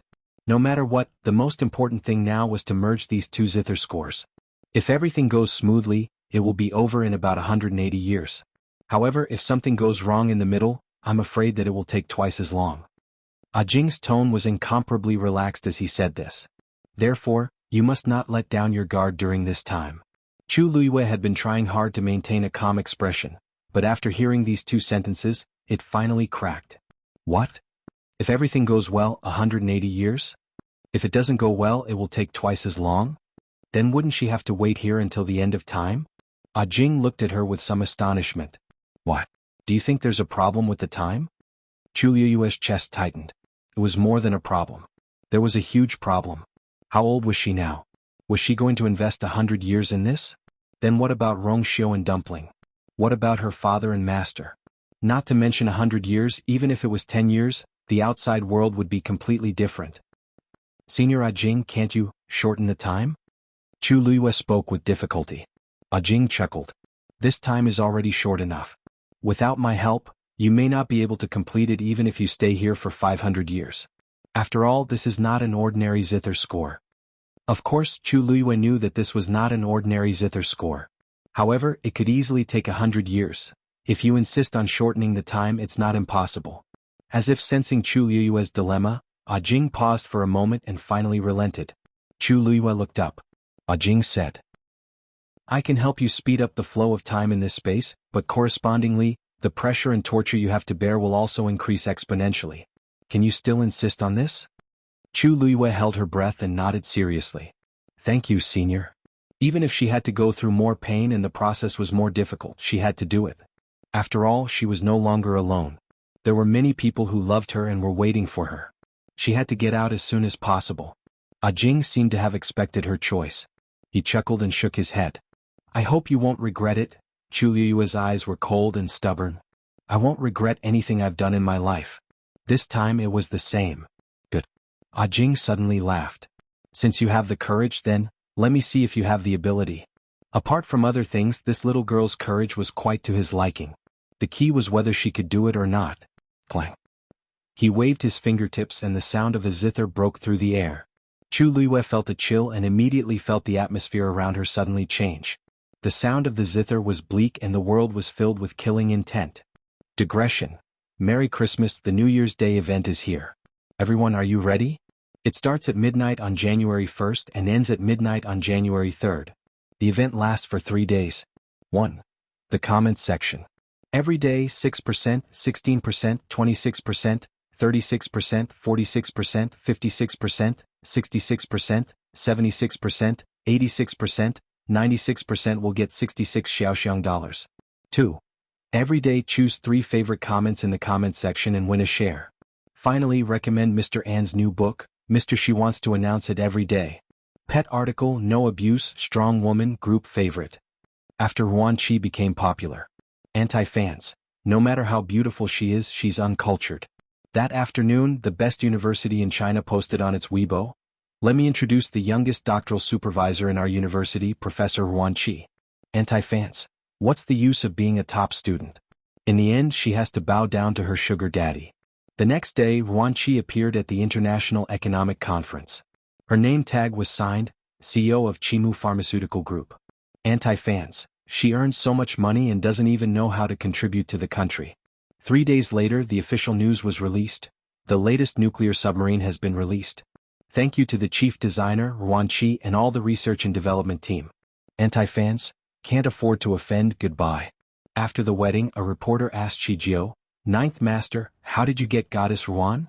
Shijio silently opened a diary. Wife-chasing diary. 1. Make a ranking for my baby. 2. Vote for my baby. 3. Show support for my baby. 4. Book the entire theater for my baby's movie. 5. Join my baby's fan club. As everyone knew, Goddess Yuan had a super rich fan. Ninth Master Shijio.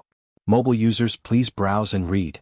A better reading experience comes from Love Network. Chapter 1697. Chu Liyue's heart skipped a beat, and she immediately became alert. She knew how terrifying the sound of the zither was. She had vomited blood when she was outside the wall, let alone now. The two of them were so close, and the only thing she could do was accept it. Moreover, according to Senior Ajing, if she wanted to combine the 2 pieces of music, she had to understand the music first. Chu Liyue took a deep breath and calmed herself down.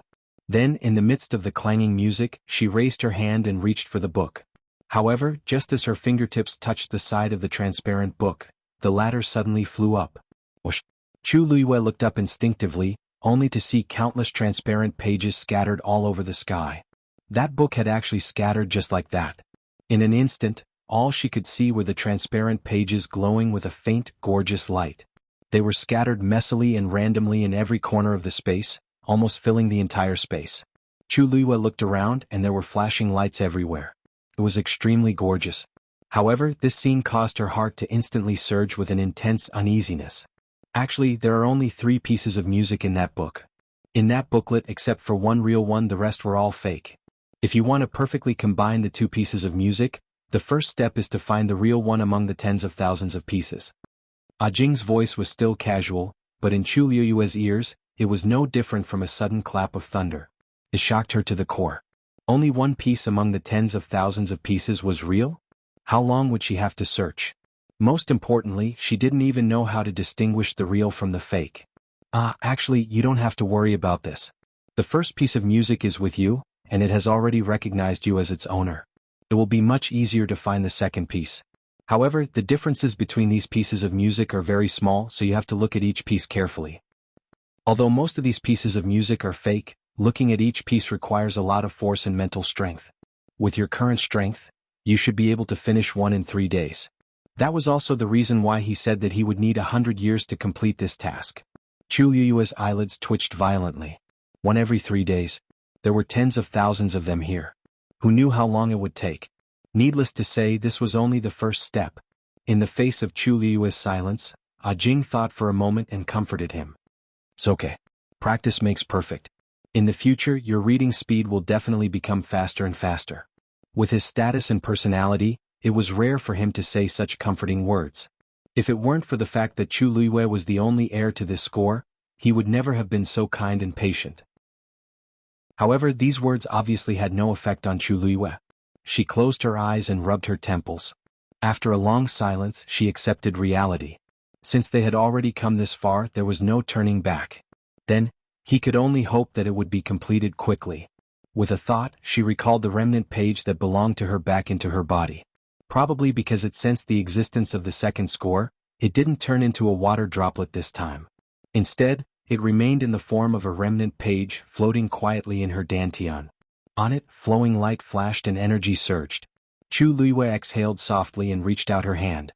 A transparent piece of paper nearby floated into her hand. The first one. At the same time, the sound of the zither also fell clearly into her ears. The killing intent was biting cold. In a mountain range thousands of miles away, there were continuous mountains and mist lingering around them. The rich energy of heaven and earth filled it, adding a bit of celestial aura. Especially the tallest mountain in the middle. It was steep and tall, majestic and beautiful. At a glance it really looked like a fairyland. On the mountain there were steps that went up from the bottom to the top. At the top of the mountain, there was a mountain gate piled up with stones. A wooden plaque hung horizontally on it. Wugo Peak. This was the most noble of the 18 peaks of the Nan family. Almost all of the important figures of the Nan family were gathered here. Ordinary people didn't even have the right to take a few steps, let alone go up the mountain. On Wugo Peak, there were many courtyards scattered in picturesque disorder. All of the noble people of the Nan family lived there. At the top of the mountain there was a magnificent building. At this moment, a tall and burly figure was standing in front of the door looking from afar. This person was the head of the Nan family, Nan Yifan. He looked to be about 40 years old. Although there were already traces of age on his face, one could still see some of the handsomeness of his youth. In particular, the reddish-purple brocade robe and the aura around him made him look even more noble and arrogant. He stood there, looking into the distance with his hands behind his back as if waiting for something. Head, first young master and second young mistress haven't sent back any news. I'm afraid you won't be able to wait until today. Why don't you go back and rest first? Behind Nan Yifan, an old man who looked like a servant advised. I know. Nan Yifan nodded. It's just that they've been gone for quite some time this time. I do miss Yi a little. Come to think of it, Yi had never left him for such a long time in the past. I wonder if everything went well on their side. After all, it was not a small matter. It was impossible for him not to be worried. The old servant narrowed his weathered eyes with a smile. With first young master and the two elders around, you don't have to worry. Besides, second young mistress has always been clever and intelligent. Isn't the task you've given her a piece of cake? Don't worry. Hearing his words, Nan Yifan's face also revealed a smug and doting smile. He only had this one daughter. She was beautiful and talented, so of course he doted on her very much. This time it was rare for him to be so firm with Nanny. But at the end of the day it was for her own good. Although that child was very dissatisfied with him because of this matter, she should understand his painstaking efforts after a few years when she matured. I hope so. Nan Yifan retracted his gaze and planned to turn around and enter the house. However, he had just taken a step when he suddenly felt something and his expression changed abruptly. The old servant beside him immediately sensed that something was wrong and asked with concern. What's wrong? He had followed Nan Yifan for several years and rarely saw such an expression on his face. Nan Yifan clenched his fists, and there seemed to be huge waves in his eyes. Yi's aura suddenly disappeared. As soon as he said that, the old servant's expression changed instantly. How could this be? Nan Yifan quickly pushed the door open and entered. The old man followed closely behind and immediately locked the door. After entering, Nan Yifan took out a jade pendant. Inside, for light spots floated gently. Mobile users, please browse and read. A better reading experience comes from Love Network. Chapter 1698. Seeing this, Nan Yifan finally heaved a sigh of relief. Fortunately, the aura of Nan Yi and the others was stored in it. If anything happened to any of them, this jade pendant would immediately react. Judging from the current situation, these 4 people should still be alive. But why did they suddenly lose contact? Nan Yifan only had one son and one daughter, and he loved them very much. Therefore, Nan Yifan specially made a lot of preparations to be able to contact them anytime and anywhere. But now the connection was suddenly cut off. How could he not be anxious? Uncle Dan, something must have happened to them. Nan Yifan said resolutely. The old man called Uncle Dan also frowned. What about eldest young master? Nan Yifan's face darkened. He can't be contacted either. If not for this he wouldn't be so nervous. Uncle Dan didn't expect the matter to be so serious and hurriedly tried to persuade him. Patriarch, don't worry. You see they're still fine now, aren't they? As for why they can't be contacted, there must be a reason. I'll investigate immediately. With that, he turned around and planned to walk out. Nan Yifan put away the jade pendant and gritted his teeth. There's no need to investigate. Something must have happened in the god-slaying tomb. Other than this, he couldn't think of any other reason. He pondered for a moment, then walked out without any hesitation. I'll go to the god-slaying tomb personally. Uncle Dan was shocked. Patriarch, aren't you in too much of a hurry to go now? The clan. There's no time. Nan Yifan stopped in his tracks and his face turned even uglier. Even if they encountered any trouble in the past, this has never happened before. This time they must have encountered great danger. What kind of place is the god-slaying tomb? If we don't go there in time, I'm afraid it will be too late. Uncle Dan wanted to say something but hesitated. He was actually very worried about the situation of those people. But many people in the clan didn't know about them going there this time. If the patriarch went there, the news would definitely spread like wildfire. At that time he was afraid, Uncle Dan, now is not the time to care about that. Something really happened to Yuxing and Yi. Nan Yifan didn't finish his sentence. But his expression said it all. No matter what the consequences were, as long as she was fine, everything was fine. But if he was gone, then there would be nothing left. At that time he wouldn't even have the chance to make up for it or regret it. Uncle Dan was shocked and immediately lowered his head. Patriarch is right, this old servant was muddle-headed. Nan Yifan waved his hand. I know you're looking out for the big picture, but this matter involves the god-slaying mound. I'm afraid you can't care about that. He frowned and thought for a moment. Please invite Luo Yan and the others to come with us. Uncle Dan was stunned for a moment. Then he bowed respectfully. Yes. Even with Elder Wu Peng and Elder Bai Tong accompanying him, something still happened. Most likely, the situation over there was even more complicated than he had expected. The more people there, the safer it would be. Uncle Dan opened the door and went out. His figure soon disappeared from sight. Nan Yifan paced back and forth, waiting anxiously. This happened too suddenly. They didn't even have time to send out any distress signals before they were directly. What kind of situation was this? Nan Yifan didn't dare to think too much. There had always been various rumors about the god-slaying mound.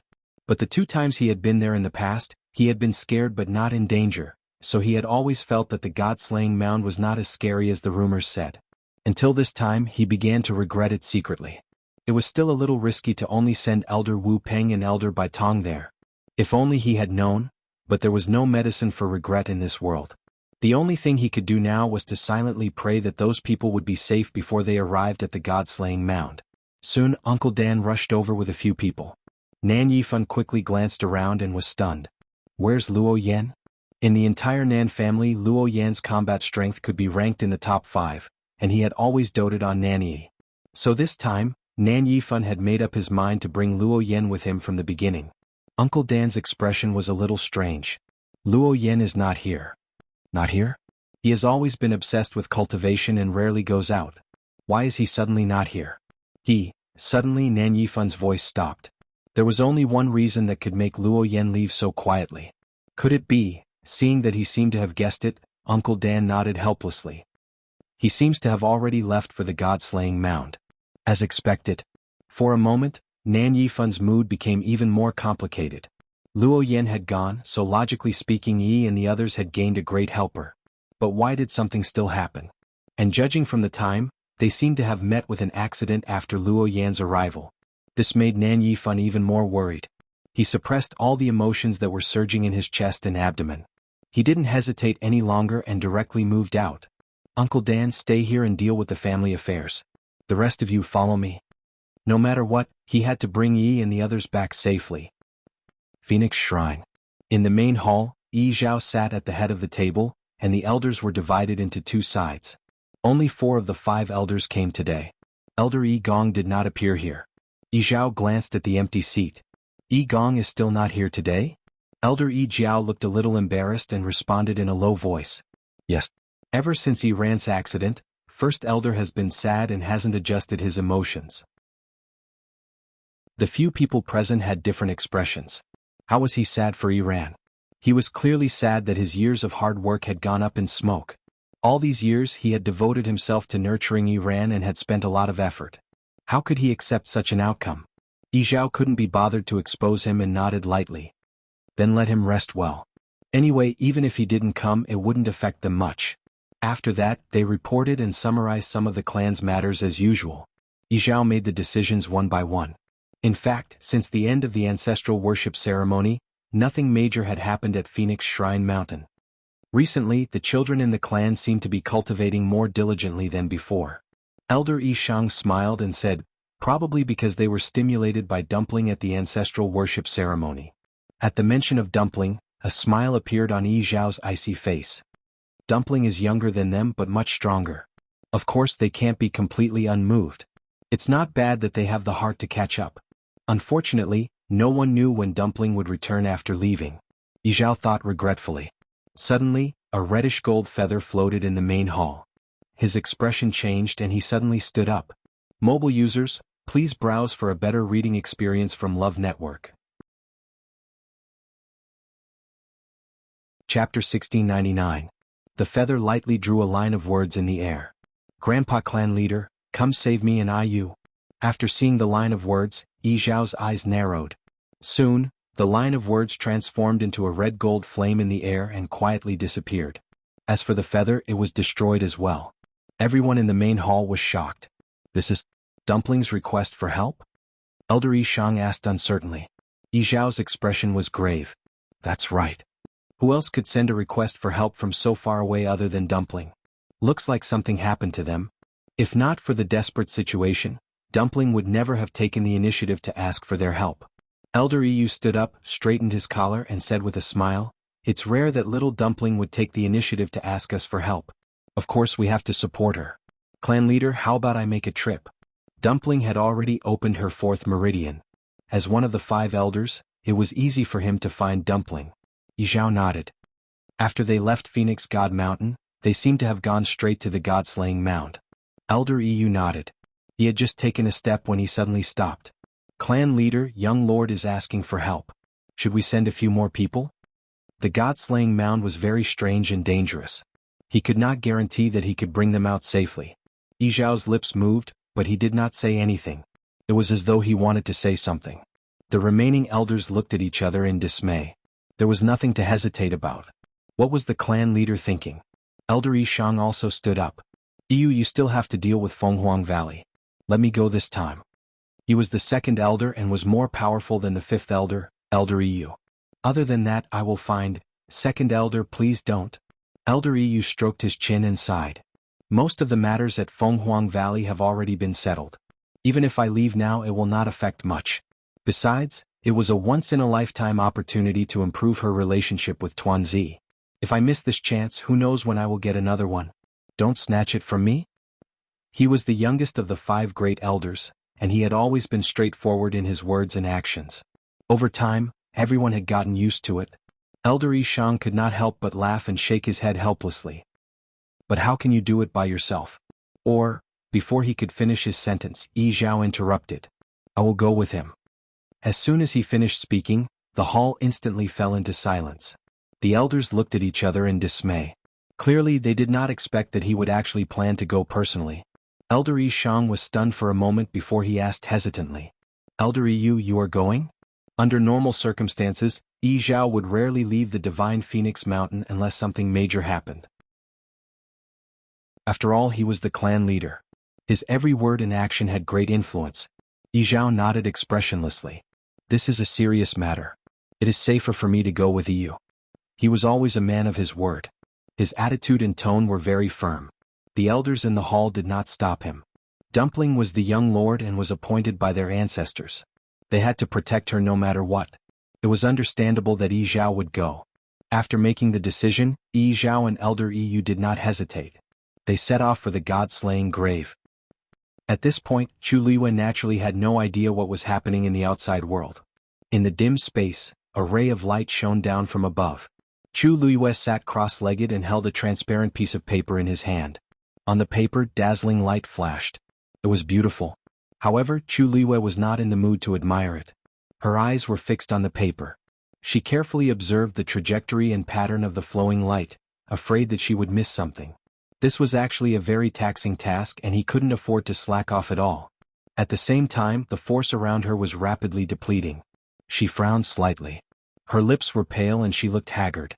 However, she still held the paper in her hand tightly. She did not dare to close her eyes and rest. The ground around her was littered with papers. Although they were also transparent, there was no dazzling light on them. Every one of them was cracked and seemed to be useless. Chu Luiyue had seen those before. They were fake. They were all fake. Among the tens of thousands of papers, only one was real. She had only seen about 100 of them. How could she find the real one so easily? Here she was focused on studying every zither score. She almost could not feel the passage of time. Only the increasing pressure and pain on her body constantly reminded her that time was passing by. The only thing worth being happy about was that she was reading faster than before. Previously she read one every 3 days. Now, she read one every 2.5 days. However, this happiness did not last long. Because in addition to holding on to these real and fake music scores, Chu Luiyue also had to endure the test of the zither. Since Jing began to play the zither, Chu Luiyue was shrouded in a terrifying murderous aura. There was almost no room for relaxation in this song. From beginning to end, it was full of fighting spirit and murderous aura. In a trance, Chu Luiyue felt that she was in a vast world. The sky was dark, the clouds were rolling, and the wind was roaring. In the boundless wilderness, countless people were killing each other. Their shouts shook the sky and their momentum was shocking. Looking around, there were messy bloodstains and cold corpses everywhere. Everywhere was filled with a chill. It was like purgatory on earth. She could even smell the strong and terrible smell of blood. It was almost nauseating.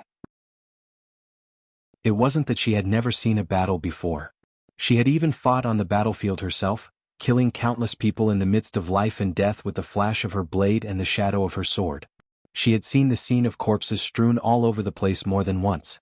However, that scene paled in comparison to the scene that was constantly emerging in her mind. It was not worth mentioning at all. She wanted to throw all these images out of her mind, but it was in vain. Because all of this was a part of the song. Therefore she could only choose to accept it. She constantly forced herself to concentrate all her energy and listen to every note of the song. This was undoubtedly an extremely cruel torture for Chu Luiyue. Her whole body seemed to be cut in half. Half of her attention was focused on the music score in her hand, while the other half was constantly experiencing the bloody and terrible things. Finally, a stream of red blood slowly overflowed from the corner of her mouth. It dripped on the back of her hand. Mobile users, please browse and read. A better reading experience comes from Love Network. Chapter 1700. Chu Luiyue reached out her other hand nonchalantly and quickly wiped away the drop of blood. And her eyes, from beginning to end, did not move away from the score. Although it was painful and difficult, she knew that this was the path she had chosen from the beginning. No matter what, she had to continue walking on her own. She finally finished reading the piece in her hand. Chu Luiyue pursed her lips. Still not. But there was no disappointment on her face. She rubbed the piece a few times and threw it on the ground. The moment she finished reading it, the luster on it had already disappeared. At this moment, it was lying there quietly, no different from a piece of waste paper. Chu Luiyue raised her hand without hesitation, picked up another piece and continued reading. In fact, she was already prepared to flip through all the music scores here. Her only hope was that time could flow faster. When she didn't want to go out, decades had already passed outside. This thought flashed through her mind quickly, then she quickly suppressed it. Clang. The zither didn't stop. Cultivation didn't stop. Big brother? Uncle Luo Yan? Elder Wu Peng? Elder Bai Tong? In the dark and cramped space, Nanny's legs went weak. She slowly squatted down and hugged herself. Deep despair surged from the bottom of her heart and gradually drowned her. There was no response. Still no response. She couldn't remember how long she had been walking here, but she couldn't find the exit. She didn't know how many times she had shouted until her voice was hoarse, but she still didn't get any response. It was as if there was no one else here except for her. The surroundings were terrifyingly quiet. She could even hear her own breathing and heartbeat. This made her even more afraid. If she was trapped here for the rest of her life, what should she do? She didn't want to die yet. Nanny finally couldn't hold it in anymore and sobbed softly. And in the depths of her heart, her hatred for Chu Luiyue deepened. If it wasn't for that woman, how could she have fallen to such a state? Everything was fine at first, but ever since she met them, she had been unlucky. Now, it was even more likely that he would have to throw his life away. She didn't know where the hell this place was. Ever since she was swallowed here, she had lost contact with everyone else. More importantly, he couldn't even send out a request for help here. Right now, her only hope was her father. But before that even she wasn't sure if she could hold on. After crying for a while, Nanny was tired and sat down on the ground. However, as soon as she sat down, she felt something beneath her. She was shocked and screamed as she jumped up. Ah! Sharp screams reverberated in this silent space, seeming especially mournful and terrifying. Nanny hurriedly covered her mouth and looked at the ground in panic. When she saw what it was, she sucked in a breath of cold air and suddenly opened her eyes wide. That was actually half a bone. Because most of the bones were buried underground and the exposed parts seemed to be broken from the middle, Nanny was unable to recognize what kind of bones they were. The only thing he could be sure of was that it belonged to a human cultivator. Also, the bone was lustrous and one could tell at a glance that its owner's realm was not low when he was alive. But how could Nanny care about this now? She stared fixedly at the half of the white bone. Her mind was in a mess and her mind was in a mess. Why was there such a bone here? She didn't notice it at all before. She didn't know who it belonged to. She had walked in the divine ruins for so long and had never seen half a bone. Now wait. At this thought, Nanny's mind finally cleared up. No, there must be a problem here. She had traveled day and night in the divine ruins with Big Brother and the others. They had walked so far and there was nothing but broken tombstones all over the ground. This was the first bone she had seen in the god-slaying tomb. But why would it appear here? She stared at the bone for a long time and finally couldn't help but take 2 steps forward. Suddenly, a weak and hoarse voice entered her ears. Let me out. I can take you out. Nanny's heart skipped a beat. She took 2 steps back and stared at the bone as if she had seen a ghost. She was sure that your voice just now came from below. Who are you? Because of fear, her voice trembled badly. After a pause, the voice sounded again. You don't need to know. You just need to know that I can help you leave this place. Do you want to make this deal or not? This tone was terrifyingly calm, but it also carried a force that made people unconsciously believe in it. Nanny tried her best to calm herself down. If I help you, can you guarantee that you won't hurt me after we get out? The voice seemed to laugh. You're not worthy of me doing it myself.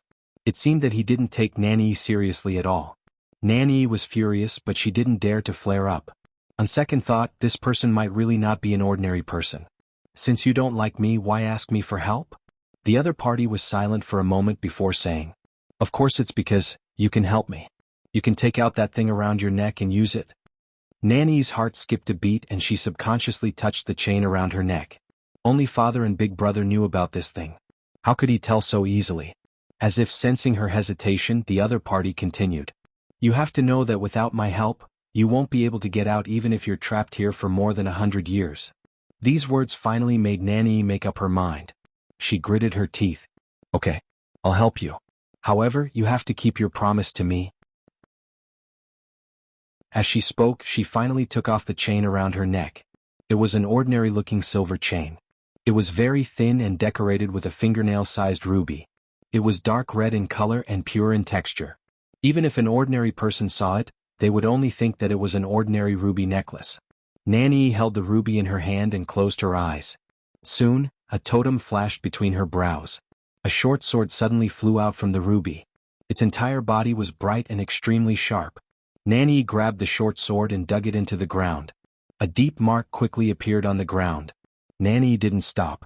After a while, the ground around the bone completely loosened. Swoosh! The bone suddenly darted out. Mobile users, please browse and read. A better reading experience comes from Love Network. Chapter 1701. Before Nanny could react, she suddenly felt a strong force attacking her. Immediately after, her body fell forward uncontrollably. At this moment, the darkness in front of her was suddenly cut open by a white light. She subconsciously closed her eyes. At this moment, her body suddenly fell. Outside the Scarlet Soul Forest. In the void, a few ripples suddenly spread out rapidly. Immediately after, a few figures walked out one after another. The person in front was dressed in a dark purple robe and had a cold expression. It was the head of the Nan family, Nan Yifan. Behind him were 4 elders of the family. As soon as he arrived, Nan Yifan quickly scanned the surroundings and frowned. He sensed the aura of Nan Yi and the others. After looking for a while, he lifted his foot and walked towards a certain place in the Scarlet Soul Forest. They should have entered the Scarlet Soul Forest from here. The elders behind him hurriedly followed. Because they knew that this matter involved Nan Yuxing and Nan Yi, They didn't dare to say anything in front of Nan Yifan. They would do whatever he said. The few of them quickly rushed over. However, just as Nan Yifan and the others were about to enter, there was a sudden fluctuation behind them. They immediately looked back and were on high alert. Who would come to the Godslayer tomb at this time? And it was the same place as them. A black spatial crack was suddenly torn open. Then 2 figures walked out one after another. When he saw the faces of the people who came, Nan Yifan was stunned. Wasn't this the head of the Crimson Gold Sky Phoenix clan Zhao, and one of the 5 elders, Elder Yu? The Crimson Gold Sky Phoenix clan almost never interacted with the human race.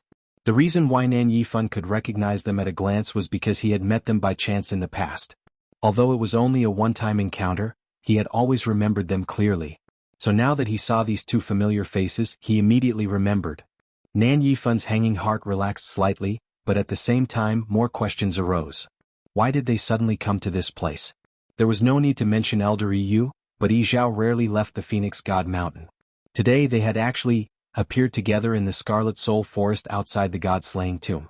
It was hard not to overthink. However, no matter how he felt in his heart, he still had to put on a show. Nan Yifan quickly adjusted his expression, took a step forward, cupped his hands politely and said with a smile, "Haha, isn't this Patriarch Yi Zhao? What wind blew you here?" Compared to his enthusiasm, Yi Zhao's attitude was much colder. He only glanced at Nan Yifan indifferently, then quickly retracted his gaze as if he had not seen this person at all. He only turned his head and said to Elder Yu, "They should have entered from here." Elder Yu nodded. Of course they would not mistake Dumpling's aura. But why would I bump into someone from the Nan family here? He looked in that direction out of the corner of his eye, but did not respond to Nan Yifan's words. What a joke, the Patriarch had always been blunt with the human clan. Now that Dumpling had an accident, time was even more pressing. How could he be in the mood to exchange pleasantries with Nan Yifan? Yi Zhao Duo's attitude made Nan Yifan very embarrassed. The smile on his face stiffened for a moment, but soon returned to normal. In fact, he had expected such a reaction from the other party. After so many years, which of the 2 great ancient mythological beasts did not have their eyes on the top of their heads and were extremely arrogant? Although he was not convinced the other party had such confidence, so he had to admit it. Nan Yifan had a noble status and was strong himself. For many years, it was almost always others who looked at him with disdain. There weren't many situations like this where he tried to curry favor with others and was even rejected by them. If it were someone else, they might have been lying on the ground. But the other party was Yi Zhao. He really could not afford to offend him. Nan Yifan swallowed his anger, pretended nothing had happened and continued to ask, "Patriarch Yi Zhao, are you also here to look for someone?" These words attracted Elder Yu's attention. He raised his eyebrows. Also. Nan Yifan's heart tightened and he suddenly felt that he had misspoken. He had unconsciously said also. But thinking of the other party's identity, this matter did not seem to be a taboo. So what if they knew? Would Yi Zhao meddle in the affairs of the human clan?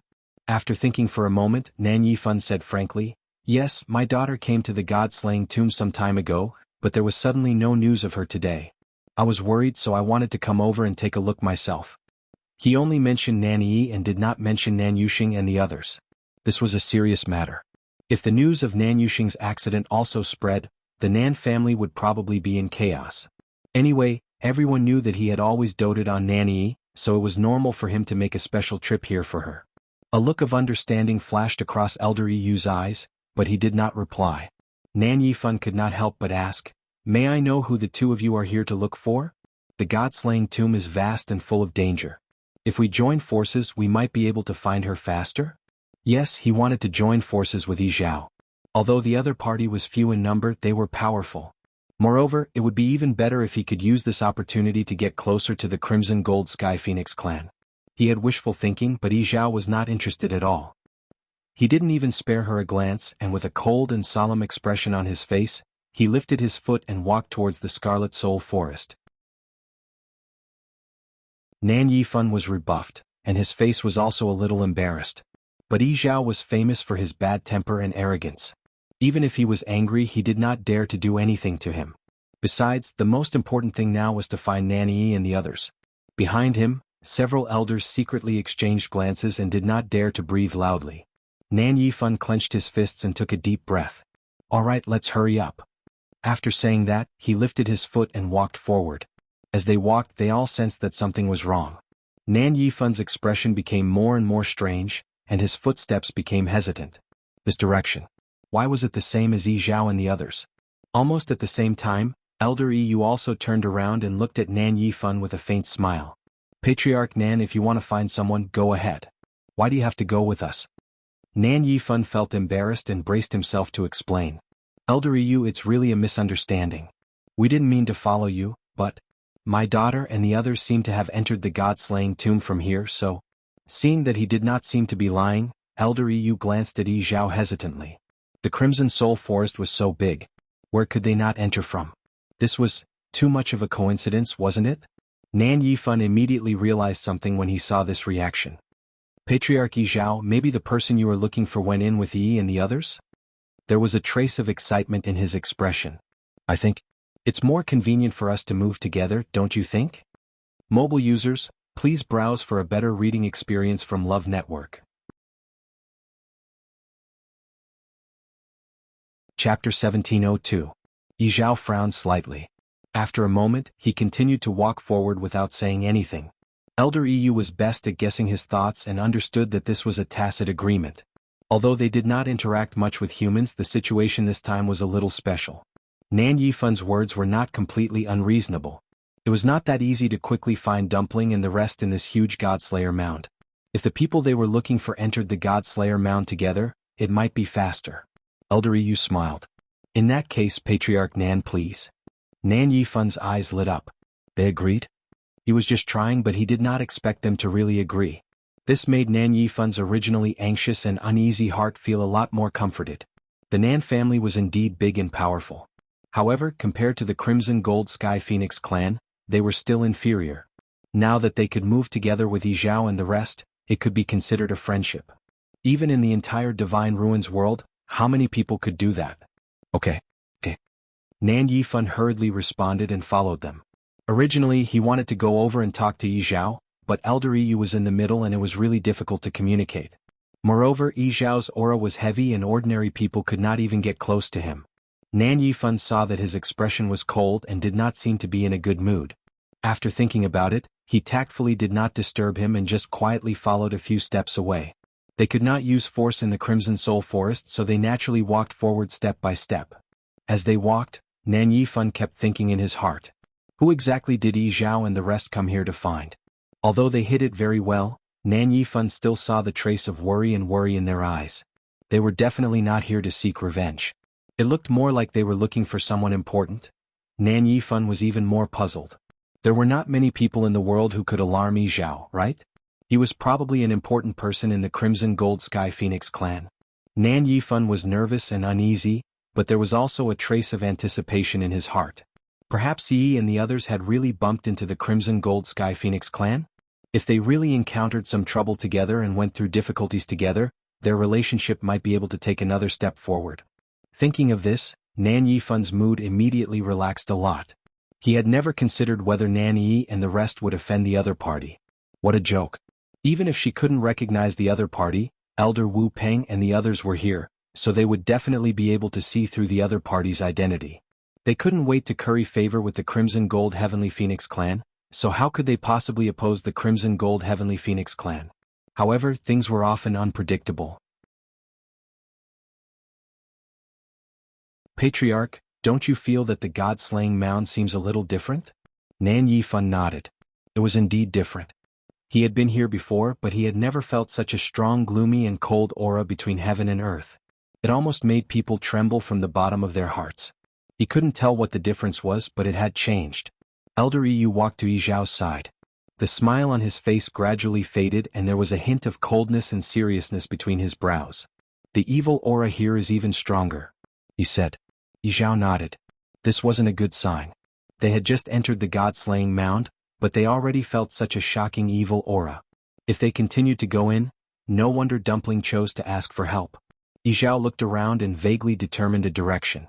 When Nan Yifun saw this, he gritted his teeth and chose to follow closely behind.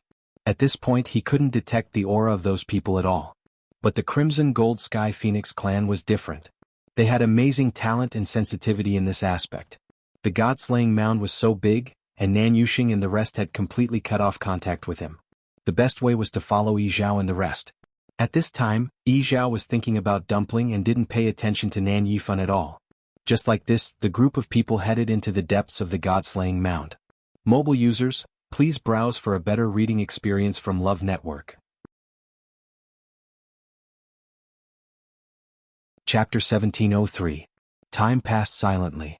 Chu Luiyue held a transparent music score tightly in her hands. The dazzling light on it almost dazzled her eyes. From the beginning until now, she had not stopped at all and looked at it one by one. The force in her body was also being consumed rapidly in this process.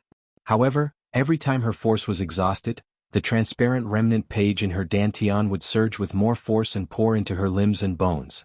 This was the force that she had been accumulating over the years. With the support of this force, Chu Luiyue was able to hold on until now. Moreover, when this force flowed through her body, it was like a surging river that constantly washed her flesh and bones. Imperceptibly, her physical body was becoming stronger and stronger with each tempering.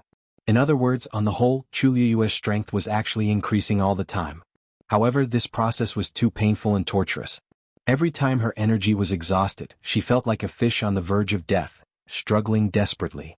After receiving the support of this new force, this pain would slowly lessen. However, this would not last for long because this force would still be consumed quickly. Therefore, a new cycle began again. Again and again, over and over again. Chu Luiyue could not remember how many times she had gone through this extreme process. Moreover, all of this was still going on and there was no sign of it stopping. Needless to say, the chilling sound of the zither was still lingering in her ears. To anyone this was an extremely torturous experience.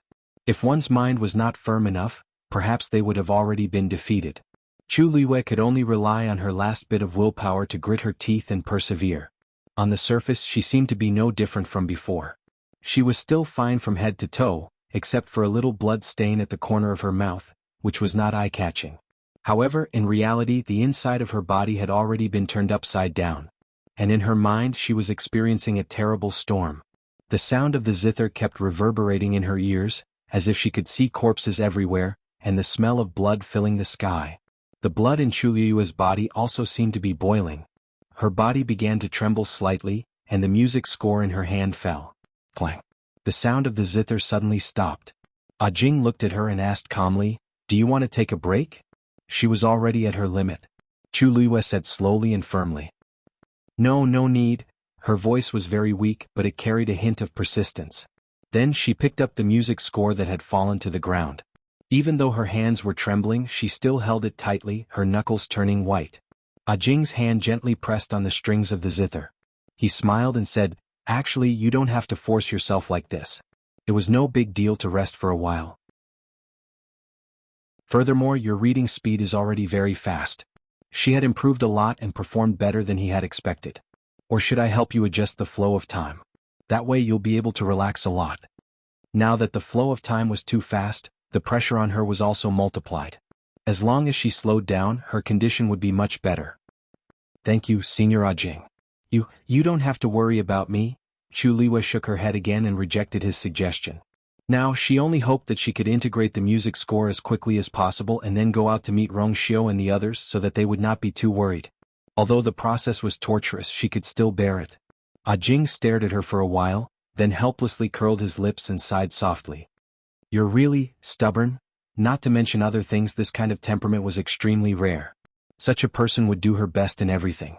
How could she not succeed?" His fingertips strummed the strings and the music started again. In an instant, the bloody scene of the battle appeared in her mind again. Suddenly, a thought flashed through her mind. These scenes did not seem to be illusory. In the dark and lonely space, Rongxiu stood silently. He closed his eyes, covering his mesmerizing eyes. Then, the cluster of golden flames in his palm quickly spread around his body. In a short while, his entire body was completely enveloped by the flames. That incomparably noble face, under the illumination of the brilliant firelight, was suffused with a jade-like luster. A totem gradually appeared between his eyebrows. Holy, noble, and unattainable. At the same time, the figure in the huge mirror in front of him was also enveloped by the black flames. Powerful, domineering, and awe-inspiring. A totem gradually appeared between his eyebrows. However, that totem was completely different from the one between Rongxiu's eyebrows outside the mirror. But this totem only flashed for a moment before it was enveloped by the surrounding black flames. Then Rongxiu stretched out his hand and reached for the mirror. Nanny only felt that her body was constantly falling. Other than the whistling of the wind, she could not hear anything else. After an unknown period of time, she finally fell to the ground. Bang! There was a muffled sound. The ground was hard and she almost fractured her bones when she fell. Hiss! She sucked in a breath of cold air from the pain. But before she could finish gasping, a corner of crimson clothes entered her peripheral vision. She was shocked and hurriedly looked up. Not far in front of her, a piece of white bone was lying quietly on the ground. It was slender and smooth, stained with black and red blood, and looked like a human forearm bone. However, this was not the reason that truly shocked Nanny, but there was actually a translucent figure standing on that white bone. It was a man who looked to be in his 40s. He was thin and had an ordinary face. He was the kind of existence that no one would remember after a glance. However, when his gaze swept over, Nanny suddenly felt a chill all over her body. An indescribable cold fear suddenly rose from the bottom of her heart. With just one look, she was certain that this man was definitely not to be trifled with. "Why, you're the person who spoke to me just now?" Nanny asked nervously. The middle-aged man did not answer this meaningless question. He only sized her up and said indifferently, "Name." Nanny was stunned for a moment before she realized that he was asking for her name.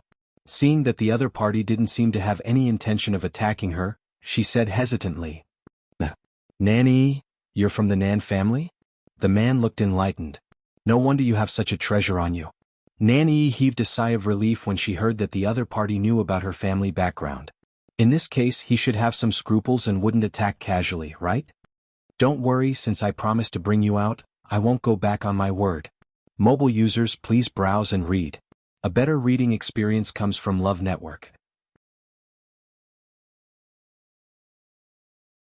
Chapter 1704. After all, Nanny was young and inexperienced, so all her thoughts were written on her face. Everything she was thinking about was easily seen through by the other party. Nanny pursed her lips. Although she didn't know the other party's identity, his words and actions were rather magnanimous. Especially when he spoke, his expression was calm, but it inexplicably made people feel like they were bathed in a spring breeze. It was very comfortable. She unconsciously let down her guard and nodded. "Then thank you very much, senior. By the way, how should I address you?" The man said indifferently, "I've been trapped here for 1,000 years. It's no longer important to call me by my name." Nanny was shocked again. Trapped for 1,000 years? Wasn't it a little too long ago? She looked up. Actually, she had many questions she wanted to ask the other party, such as his identity and background, why was he trapped here and why was he residing in a bone? But she didn't need to say anything. Judging from the other party's expression, she knew that he definitely wouldn't say anything. Then, "Senior, how did you know that I could help you out?" She was actually asking how he knew that she had that short sword on her. She was really curious about this question. That short sword was the most precious treasure she had. The necklace around her neck looked like an ordinary piece of ruby jewelry, but in fact, it was an interspatial ring that his father had specially made for the short sword. There was only one thing in it. Her father had said that she absolutely couldn't use it unless it was a life-and-death situation. So all these years she had never taken it out. However, this man had recognized her immediately. How could Nanny not be puzzled? She asked carefully, but the man didn't seem to take this matter to heart at all. He seemed to laugh and said indifferently, "I've seen countless divine artifacts in my life. I've seen countless divine artifacts in my life. How could I not recognize yours?" In other words, he didn't seem to think that the short sword in Nanny's hand was very precious. Nanny choked and felt a little angry and aggrieved. Their Nan family was one of the top existences in the Divine Ruins world. Even those first-rate families had to give them face. Something that they regarded as a treasure was naturally a real treasure.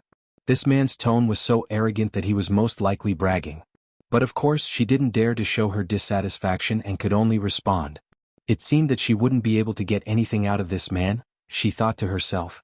"Go this way." The man suddenly spoke, startling Nanny. She looked in the direction that the man was pointing at and realized that there seemed to be a faint light coming from that direction. Previously she was full of thoughts about this man and didn't notice this. Her heart skipped a beat. "That's the exit?" The man beside her. "If it's really that easy, why would I be trapped here for over 1,000 years?" Wasn't she a little? Nanny could hear the mockery in his words. Her face heated up and she felt very embarrassed. Simply speaking, this is a huge. There are countless paths that divide this place into countless spaces, but there is only one path that leads out of this place. He glanced at Nanny. You didn't come in alone, right? His status was not low and his talent was not bad. Unfortunately, it was not enough in this place. The Nan family would never let her come alone. Nanny nodded hesitantly. Then, she suddenly raised her head and looked at the other party expectantly. Senior, my big brother and the rest are here too. Can you help me find? No. Before Nanny could finish speaking, the man interrupted her indifferently and gave a firm negative answer. Nanny choked. I can give you a generous reward. As long as you are willing to help, we will definitely reward you greatly after we get out. The man glanced at her with undisguised sarcasm and arrogance. Do you know how much space there is here? Even if they came in with you, they aren't in the same place as you, right? Do you think it's so easy to find someone here? You have to know that even if they are next to you and are only separated by a wall, it's extremely difficult for you to see them. I promised to bring you out, but I didn't say that I would help others. The other party's tone was firm and cold. Nanny's heart, which was originally full of hope, gradually sank. If you still want to go out, follow behind me quietly for the rest of the time. Nanny's nails dug into her palms and she lowered her eyes. I understand. Yizhao and the rest were still walking on the wasteland. Because he was worried about Dumpling and Chu Luiyue, he and Elder Yu were very fast. This made the people behind them suffer. Nan Yifan was still fine, but the two elders behind him were obviously starting to be unable to keep up. Their faces gradually turned pale and their foreheads were already covered in fine beads of sweat. Nan Yifan couldn't help but frown when he saw this scene. He then glanced at Yizhao and Elder Yu. As expected of the pure gold heavenly phoenix. This kind of strength was truly peerless. The few of them were actually not weak, but in front of Yizhao and the rest they were still not worth mentioning. The two of them didn't even have the slightest change in expression and looked extremely relaxed. Looking at them, the comparison was really tragic. Nan Yifan's mood became very complicated. As one of the two ancient divine beasts, the Crimson Gold Sky Phoenix clan had always been very arrogant. As the clan leader, Yizhao was even more so. He had almost no contact with the human race for many years. When he first saw Yizhao and the rest, Nan Yifan was polite and respectful on the surface, but he was still a little unconvinced in his heart. But now, he finally understood that the other party did indeed have the right to be arrogant. It seemed that in the future he had to be more careful when dealing with Yizhao and the entire Crimson Gold Sky Phoenix clan. Elder Yu noticed the strangeness of Nan Yifan and the rest, but he only curled his lips and smiled playfully, not taking it to heart. As for the strength of these people, he had more or less guessed it at first glance. It was normal for them to be weak and unable to keep up. In the human race, these people, including Nan Yifan, might be considered top-notch in terms of talent and strength. But this was still not enough to enter their eyes. The Crimson Gold Sky Phoenix clan was an ancient divine beast born in the chaos. The power of their bloodline was almost invincible. How could ordinary humans compare to them? So what if they were strong venerables? They still couldn't even enter the gate of their Phoenix God Mountain. All these years, the only one who could make them look at them in a new light was that Xuanhuan.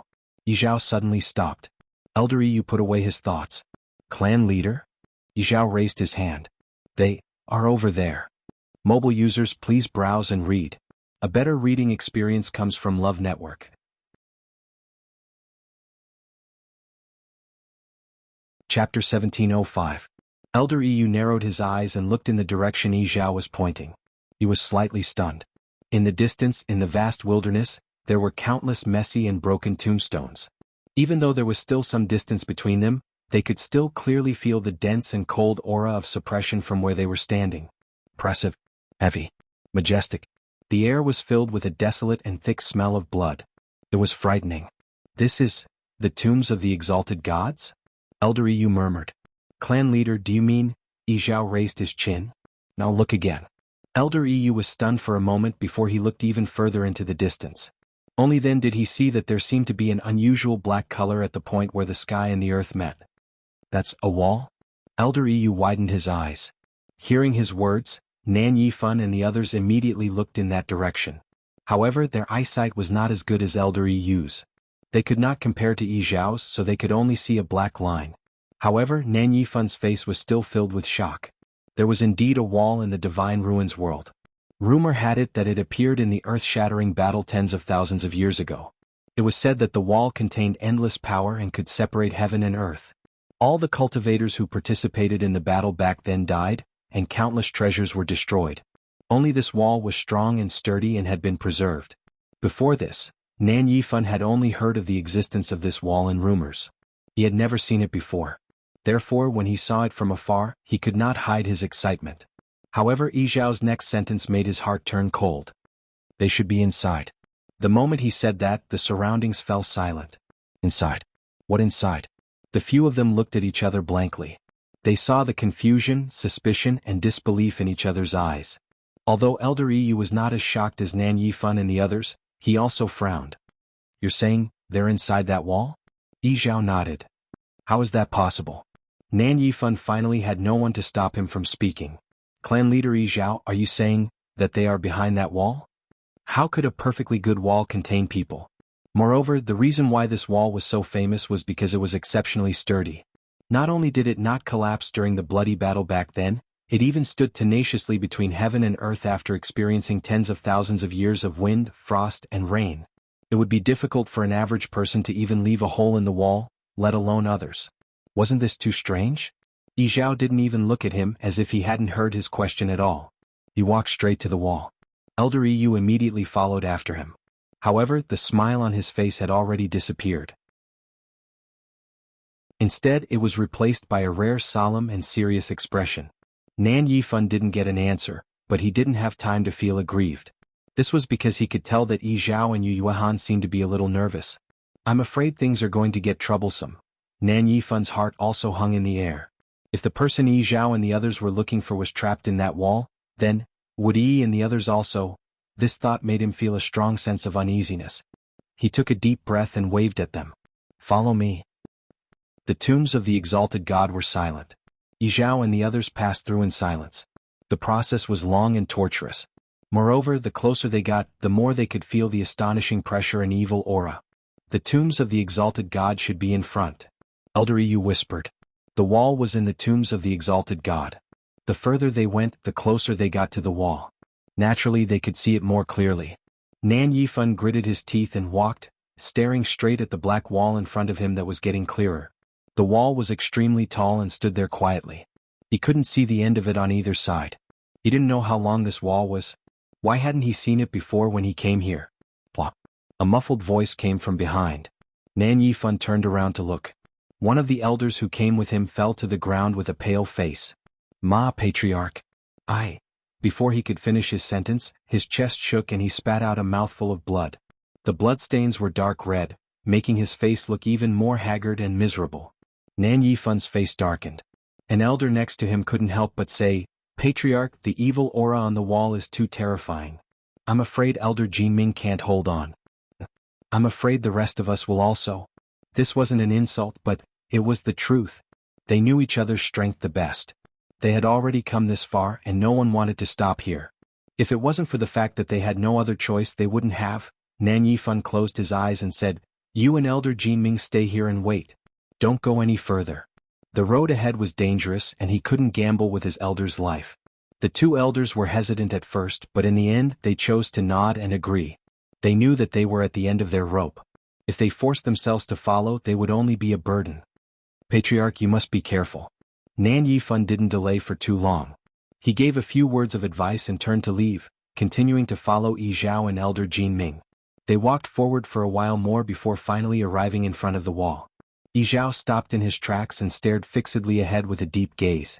Elder Yu frowned. The situation was worse than he had expected. When Nan Yifan caught up, he immediately noticed the low pressure around the two. His heart sank as well. After waiting for a while, seeing that Yizhao and Elder Jinming still had no intention of speaking or taking action, Nan Yifan finally spoke hesitantly. Patriarch Yizhao, are you sure that the person you're looking for is inside? Elder Yu put his hands behind his back and said indifferently, Patriarch Nan, your daughter and the others should be inside too. Nan Yifan was shocked. How did you? This wall can isolate all auras. Anyone who enters will lose contact with the outside world. A look of horror flashed across Nan Yifan's eyes. He really didn't know about this. He looked at the black wall in front of him again. It was tall, heavy, and majestic. After weathering the wind and frost, the wall was mottled, and the biting cold murderous aura kept gushing out from it, almost unbearable. They were still outside, but it was already so unbearable. If they really entered, wouldn't it be even more dangerous? Then we have to get them out quickly, Nan Yifan said nervously. Elder Yu suddenly laughed, but there wasn't any smile on his face. He turned his head and glanced at Nan Yifan. Patriarch Nan, do you know how many people have been trapped here for tens of thousands of years? Nan Yifan looked at him, and a strong sense of uneasiness suddenly surged in his heart. Elder Yu said indifferently, not a single one.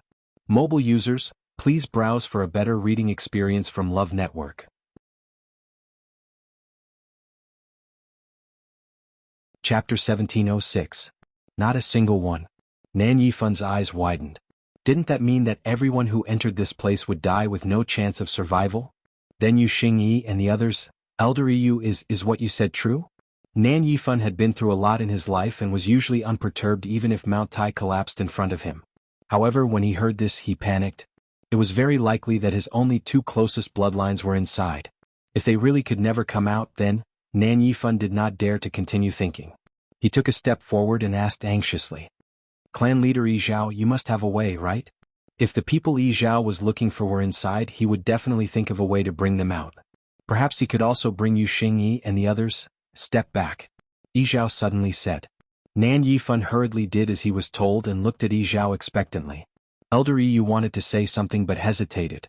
In the end, he did not say anything and took a few steps back. Yi Zhao raised his head and looked in front of him. A cluster of crimson gold flames suddenly appeared in his palm. A terrifying aura instantly descended upon the place.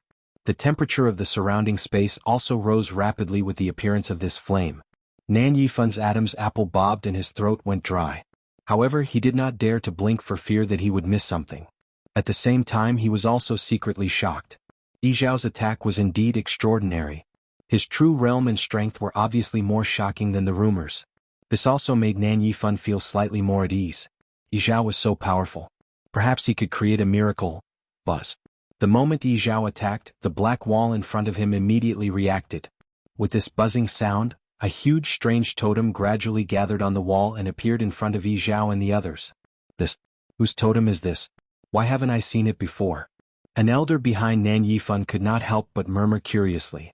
A totem that could appear here was obviously not ordinary. However, they all recognized the totem of the famous clans and sects in the world of divine ruins. None of them matched this one. Another elder pondered for a moment and guessed uncertainly.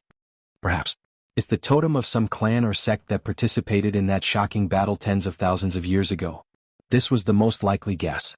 Since that battle, countless experts had fallen, and even their families and sects had vanished without a trace in the long river of time. At that time, there weren't many forces that managed to survive. Things like totems were naturally even more obscure. Nan Yifan did not particularly care about this totem. All his attention was now on Yi. Now he really was putting all his hope in Yi. As long as Yu Xing and Yi could come out safely, everything else. Crack. A faint sound came from the wall. Nan Yifan and the others perked up. Is it going to open? But their expectant faces looked evasive as the huge totem on the black wall suddenly started to rotate slowly. That was where the sound came from. Almost at the same time, the flame in Yi Zhao's palm suddenly extinguished. Then a gust of wind swept out. Yi Zhao was shocked and his aura rose rapidly. In an instant, a gust of wind swept out. Dust flew everywhere. A tyrannical and terrifying force swept over. Yi Zhao was Yi Zhao after all. In the end, he still managed to stabilize his body in this terrifying storm. However, the ground beneath his feet had already cracked open several times. His feet had sunk half an inch into the ground. Elder Yu, who was at the back, suffered less of the impact, but he also managed to stand still in his position with difficulty. Nan Yifan and the rest were not in such a good situation. Their strength was inferior to Elder Yu's to begin with. Furthermore, they were not completely prepared when the accident occurred. Thus, their figures were sent flying just like that. However, they were all human powerhouses with rich combat experience after all. After suffering the initial loss, they reacted in time and tried their best to stabilize their bodies. But at this time, they had already retreated a distance away from the black wall. But this was not the most worrisome thing. Because Yi Zhao's situation did not look good. Although he was still standing on the spot and refused to retreat, as the totem on the black wall slowly rotated, the power erupting from it became more and more terrifying. Crack. The cracks in the ground under Yi Zhao's feet began to spread further away. Half of Nan Yifan's heart turned cold. Yi Zhao was the patriarch of the Crimson Gold Sky Phoenix clan. If even he couldn't do it, then wouldn't the people trapped inside really be hopeless? Nan Yi walked in the dark and winding space. 5 steps in front of her, a translucent figure was walking forward unhurriedly. The surroundings were deathly silent, and she could only hear her own footsteps. The man in front didn't speak, and she didn't dare to ask anything. She could only follow behind carefully. Fortunately, this man seemed to really know the way out. Along the way their progress was very smooth. Not only did they not encounter any more danger, but the faintly discernible light in front of them seemed to be getting clearer and clearer. This gave Nan Yi hope. Perhaps, following this man would really be able to get out of here. Although she was also very worried about Big Brother and the rest, she could only care about herself now. After thinking about it, she finally decided to think of a way after getting out of here. Uncle Luo Yan was nowhere to be seen here, and his contact with her father had been cut off. She couldn't even ask for help. Nan Yi was thinking about it when she suddenly realized that the man in front of her had stopped. She thought that he wanted to confirm the direction, so she obediently stopped in her tracks and waited obediently. However, after a while the person in front still didn't move. Nan Yi opened her mouth wanting to ask about it. However, the sound of footsteps suddenly fell into her ears. There was someone. Nan Yi's heart skipped a beat and she hurriedly looked over. On the side, a figure was slowly walking out from the darkness. Although the surroundings were dark, when that person walked closer, she could still vaguely see his appearance. As that person continued to approach, she could clearly feel that the surrounding atmosphere was rapidly becoming stiff and cold. The air seemed to be freezing inch by inch. A heavy and oppressive aura quickly spread. When she saw that person's face clearly, Nan Yi covered her mouth with one hand. At the same time, her eyes widened in shock. How could it be? Mobile users, please browse for a better reading experience from Love Network. Chapter 1707. What a coincidence. That person stood rooted to the ground and said indifferently, "I didn't expect to meet you here." Nan Yi's heart seemed to be gripped tightly by something. She was about to speak when she suddenly heard the man in front of her laugh and say, "It's a coincidence. You actually came here one day." Nan Yi was stunned. Only then did she realize that the other party's words were not meant for her. She furrowed her brows and glanced at the two of them with confusion and suspicion. They knew each other? That shouldn't be the case. She recognized the man in front of her. He was with Xuanhuan back then. He seemed to be some relative of Xuanhuan. Nan Yi wasn't shocked that he would appear here. At that time, everyone had been swallowed and entered this place. It was at most an accident and coincidence that they had met. But how did he know this man who was with her? The latter had been locked up here for 1,000 years. The man in front of her continued. Actually, what surprised me even more is that you're still alive. His voice sounded very calm at first, but if one thought about it carefully, they would realize that he seemed to be suppressing something. Nan Yi couldn't describe this feeling. Xuanhuan smiled as well. I should be the one saying this to you. You're the one who's truly tough. You've been trapped here for so long, but you're still struggling at death's door. As soon as he finished speaking, Nan Yi suddenly felt a strong murderous intent. But this murderous intent only flashed past. By the time Nan Yi came to her senses, the cold and sinister feeling had already disappeared. It was as if everything was just her imagination. Xuanhuan's gaze swept past Nan Yi. His eyes seemed to have seen through everything.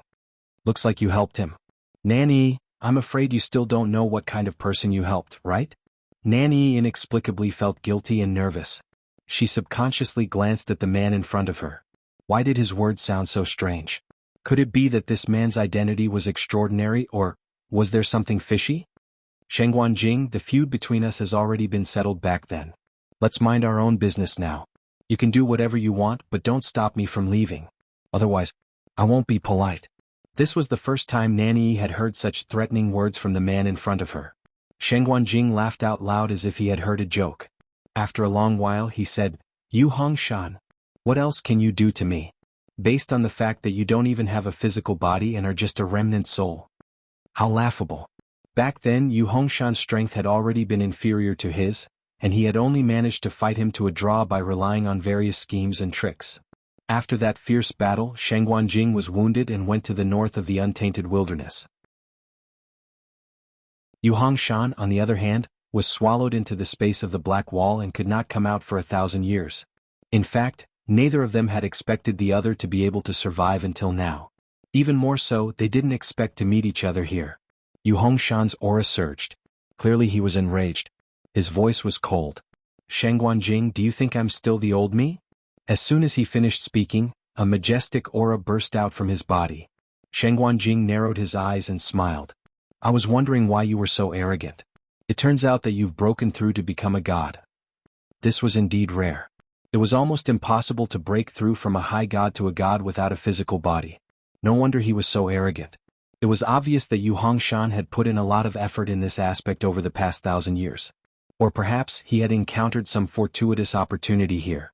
However, Xuanhuan didn't care. His feet slightly staggered, and the aura on his body rapidly became dangerous. "In that case, I'll have a good fight with you." Seeing that Xuanhuan was really going to fight here, Xuanhuan's face twisted for a moment. He had only said those words to intimidate Xuanhuan. He didn't really want to fight him. He wasn't afraid of Xuanhuan. What he wanted to do the most right now was to get out of here. It wouldn't be too late to fight after he got out. However, Xuanhuan didn't seem to have that intention. Xuanhuan suppressed his anger and said coldly, "Xuanhuan, you've been here for a while. Xuanhuan, you've been here for a while. You should be aware of the danger here. If you really want to fight, sure.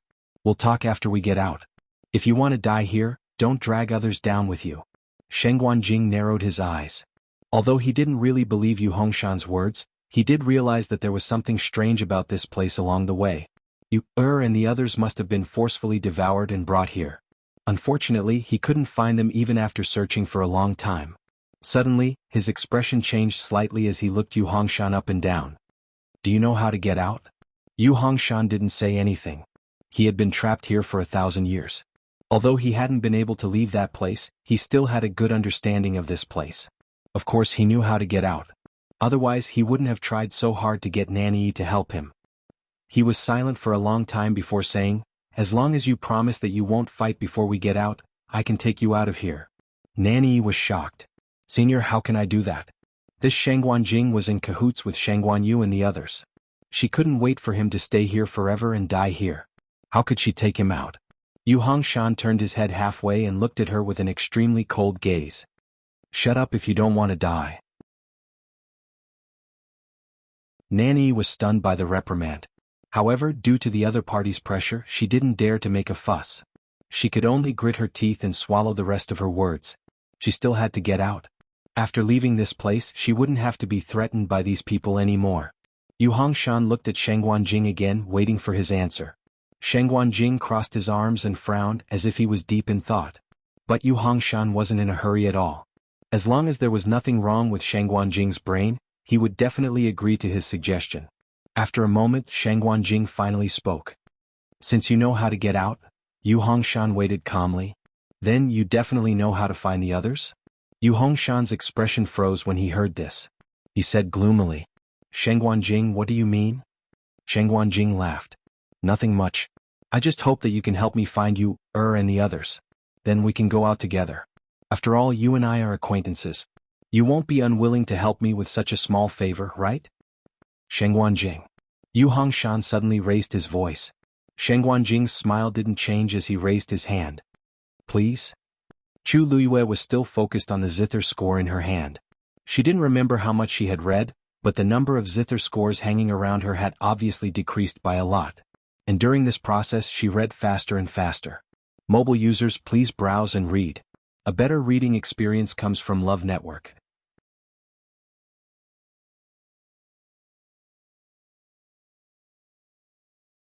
Chapter 1708. Chu Luiyue had listened to that tune many times. She was extremely intelligent. She could remember almost everything that she had seen or heard. But because this was not an ordinary score, she still could not memorize it completely even though she had listened to it many times. Every syllable seemed to be wonderful and bouncing in her ears. The sound of the zither brushed past her ears and passed through her mind, but it only left behind a very faint trace. So, Chu Luiyue could only memorize it bit by bit, and then compare it with the score in her hands to distinguish the real from the fake. She did not know if it was because she had gotten used to it, but she gradually became numb to the pain all over her body. This allowed her to divert more energy to focus on the score. Jing's hands paused and he tilted his head slightly. As far as his eyes could see, it was a thick black. So noisy, he muttered in a low voice, and there was a trace of impatience in his tone. He had never been a patient person. But most of the time he was too lazy to care, so he turned a blind eye and let it pass. But now was not the time. He had waited for so long, and finally Chu Liwei came. It was not easy to get his cultivation on the right track. How could he be disturbed? His well-defined fingers moved gently, and a light blade flew out in an instant. And he did all this silently. Chu Liwei, who was focused on the score, did not notice. Boom. With a violent sound, a ball of fire suddenly exploded in front of Yi Zhao. He tipped his toes and quickly retreated. Violent energy swept out in all directions, and there were even scorch marks on the ground. Nan Yifan and the others retreated again. After a while, the force finally subsided. Smoke and dust filled the air, and there was still the smell of something burning in the air. Hot and anxious.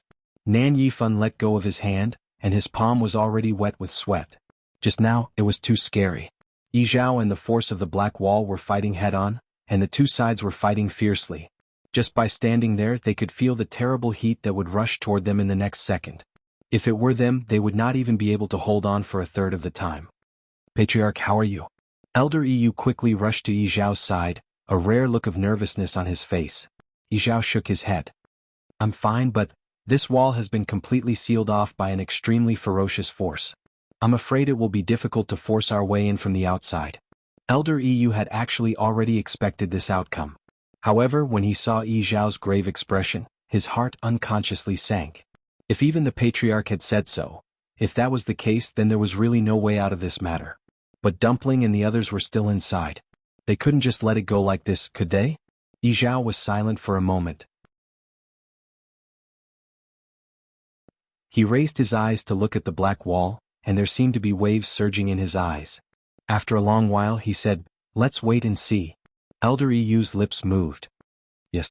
Nan Yifan and the others also heard this and couldn't help looking at each other. If even Yi Zhao and the others couldn't do anything, then wouldn't it be even more hopeless for them? Nan Yifan clenched his fists tightly and his brows furrowed. He was really worried and nervous. After all, Nan Yuxing and Nan Yi were both inside. If something really happened, Patriarch, why don't we wait for a while? An elder beside him advised in a low voice. In the current situation, it was definitely impossible to force it. Since Yi Zhao and the others had decided to wait, then they didn't seem to have a better idea. Nan Yifan took out a jade pendant. 4 light spots were still floating gently in it. However, one of them had obviously become much dimmer. That was Elder Bai Tong. Nan Yifan kept the jade pendant and stared at the black wall in front of him. Wait. He waved at the two of them. You guys should also rest for a while and adjust. After rushing all the way here, all of them were exhausted. And they hadn't encountered any trouble. If they encountered any danger again, it would be difficult for them to save their own lives. The two elders nodded in agreement. Nan Yifan closed his eyes and muttered in a low voice. The murderous aura in the god-slaying tomb seems to be getting stronger.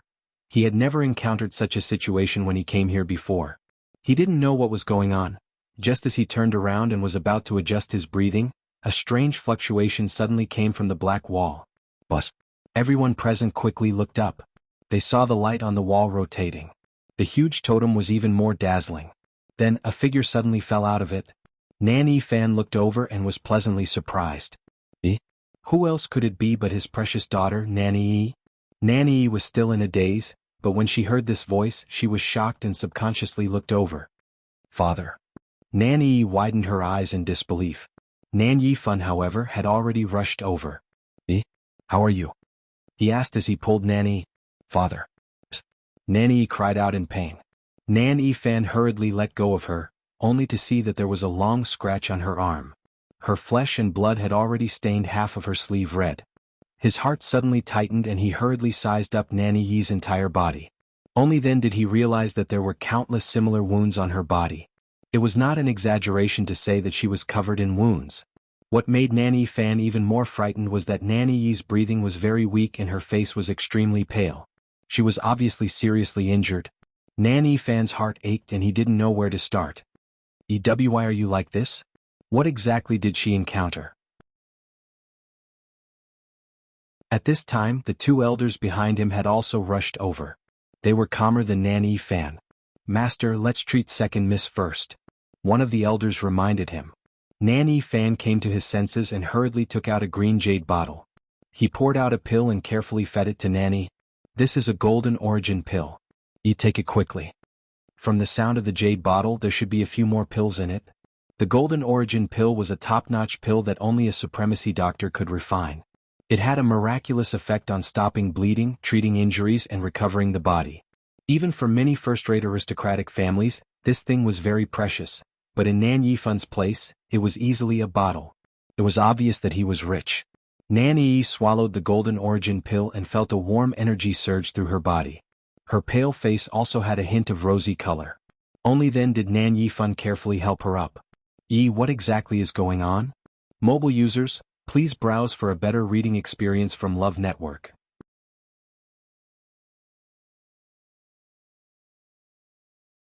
Chapter 1709. Nan Yifan asked anxiously. Nan Yi took a deep breath, but she didn't answer his question immediately. Instead, she turned around first. After her, there was no one else. Was she the only one who came out? Seeing that she didn't answer, Nan Yifan was a little anxious. Only then did Nan Yi retract her gaze. Everything that happened just now quickly flashed through her mind. After Xuanhuan Jing said that, Xuanhuan was annoyed. As if knowing that there was no need to continue the discussion, Xuanhuan finally chose to make a move. The two of them started fighting just like that. Although Nan Yi had tried her best to avoid them, that place was narrow and the two of them were powerful.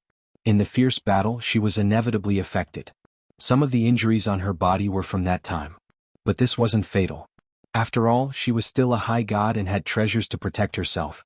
But unexpectedly, not long after, the surrounding space began to distort, and at the same time, countless light blades flew over from all directions. Her little bit of strength was simply not enough at this time. She only felt as if her body had been ruthlessly crushed by an invisible force, and her bones and tendons were almost shattered. And those light blades, one after another, ruthlessly scraped against her body. Countless ghastly scars were left behind. She originally thought that she was going to die, but who knew that she actually came out alive? Unfortunately, in the end, her mind was in a mess and she couldn't remember anything. He couldn't even remember how he got out of there. As for Xuanhuan and Xuanhuan Jing, she seemed to have lost contact with them halfway, so she naturally didn't know their whereabouts at this time. Nan Yi sorted out everything in her mind before she suppressed her sobs and said, "What's wrong? Father, thought that I would never see you again." The Nan family followed the rules. When there were other people around, she basically called Nan Yifan father or the head of the family. At this moment, she was calling him father with red eyes. It was obvious that she had suffered a great shock and grievance. Nan Yifan's heart skipped a beat when he heard that, and his heart ached even more. Don't worry. You're safe now. With me around, I won't let you fall into danger again. I and the elders will definitely protect you well." Nan Yi sobbed for a while before she gradually calmed down under Nan Yifan's comfort. Seeing that she had finally stopped crying and her body seemed to be getting better, Nan Yifan couldn't help but ask, "You're out. Where are your brothers?" Nan Yi wiped her tears and said in a hoarse voice, "Earlier, Big Brother, 2 elders and I were all sucked into that black wall. But after we went in, we split up. I looked for them for a long time, but I couldn't find them." As she spoke, her eyes filled with tears again, making Nan Yifan's heart ache even more. "It's all because of Yi's incompetence. It's all Yi's fault. If it wasn't for accompanying me, Big Brother and the others wouldn't have encountered such danger." As Nan Yi spoke, she raised her hand to hit herself. Nan Yifan hurriedly stopped him. "What nonsense! How can I blame you for this? If you want to blame someone, it should be your father. In the end, if he hadn't forced them to come over, how could this have happened?" He had long regretted it. When she heard Nan Yi's words, she felt as if thousands of arrows had pierced her heart. Fortunately, she was lucky enough to survive. If something had really happened, Nan Yifan didn't dare to think about how he would face all of this. All right, Yi, don't worry. Look, you've already come out. Maybe Yuxing and the others will come out safely in a while." Nan Yifan really held on to this hope in his heart. Previously, Elder Yu had said that no one had ever been able to come out of this black wall. But now, wasn't he here perfectly fine? Even though she was seriously injured, she still managed to survive. Nan Yifan was actually quite happy. However, Nan Yi's expression wasn't that relaxed. She bit her lip. She knew what the situation inside was like. It wasn't an exaggeration to say that it was surrounded by danger. Nan Yifan was very optimistic, but she didn't dare to think about it. If she wanted to come out alive under such circumstances, it was purely based on luck. Didn't he see that Yu Hongshan and Shangguan Jing were nowhere to be seen? She stretched out her hand and grabbed Nan Yifan's sleeve tightly, gritting her teeth. She gritted her teeth and said, "Father, actually, all of this has something to do with Shangguan Yu." Nan Yifan was stunned. Shangguan Yu? Who is that? He paused for a moment and frowned. But this name sounds a little familiar. He should have heard of this name before, but he suddenly couldn't remember it at this moment. Nanny's knuckles turned white. Where is she now? A cold, indifferent, and oppressive voice suddenly interrupted her words. Nanny couldn't help but tremble when she heard the voice. Only then did she look in the direction of the voice. Two men were standing not far away from them. The one who spoke was the one in front. He was burly and imposing. At this moment, his deep eyes were staring intently at her. Nanny immediately became nervous and subconsciously looked at Nan Yifan. "Father, they are," Nan Yifan hurriedly said. "Oh, right. I almost forgot to introduce you. This is clan leader Yi Zhao of the Crimson Gold Sky Phoenix clan. Standing behind him is Elder Yi. Yi, why aren't you bowing?" Nanny was already shocked when she heard the words Crimson Gold Sky Phoenix. When she found out the true identity of the two people in front of her, she opened her mouth in shock and couldn't come back to her senses for a long time. Clan leader? This was a top-notch big shot that only existed in rumors. It was said that even venerables were rejected when they went to seek an audience. Arrogant, domineering. This was the impression that most cultivators in the Divine Ruins world had of the Crimson Gold Sky Phoenix clan. And as the clan leader, Yi Zhao was even more so. Nanny had never expected that she would meet such a person here. No wonder even father was so polite. Nanny hurriedly bowed. "Junior Nanny greets. Let me ask you, where is the person you mentioned just now?" Yi Zhao couldn't be bothered to beat around the bush with her and went straight to the point. Nanny was stunned for a moment before she quickly glanced at Yi Zhao. His expression didn't look good. But he obviously knew Shangguan Yu. That's right. Shangguan Yu had contracted a Crimson Gold Sky Phoenix.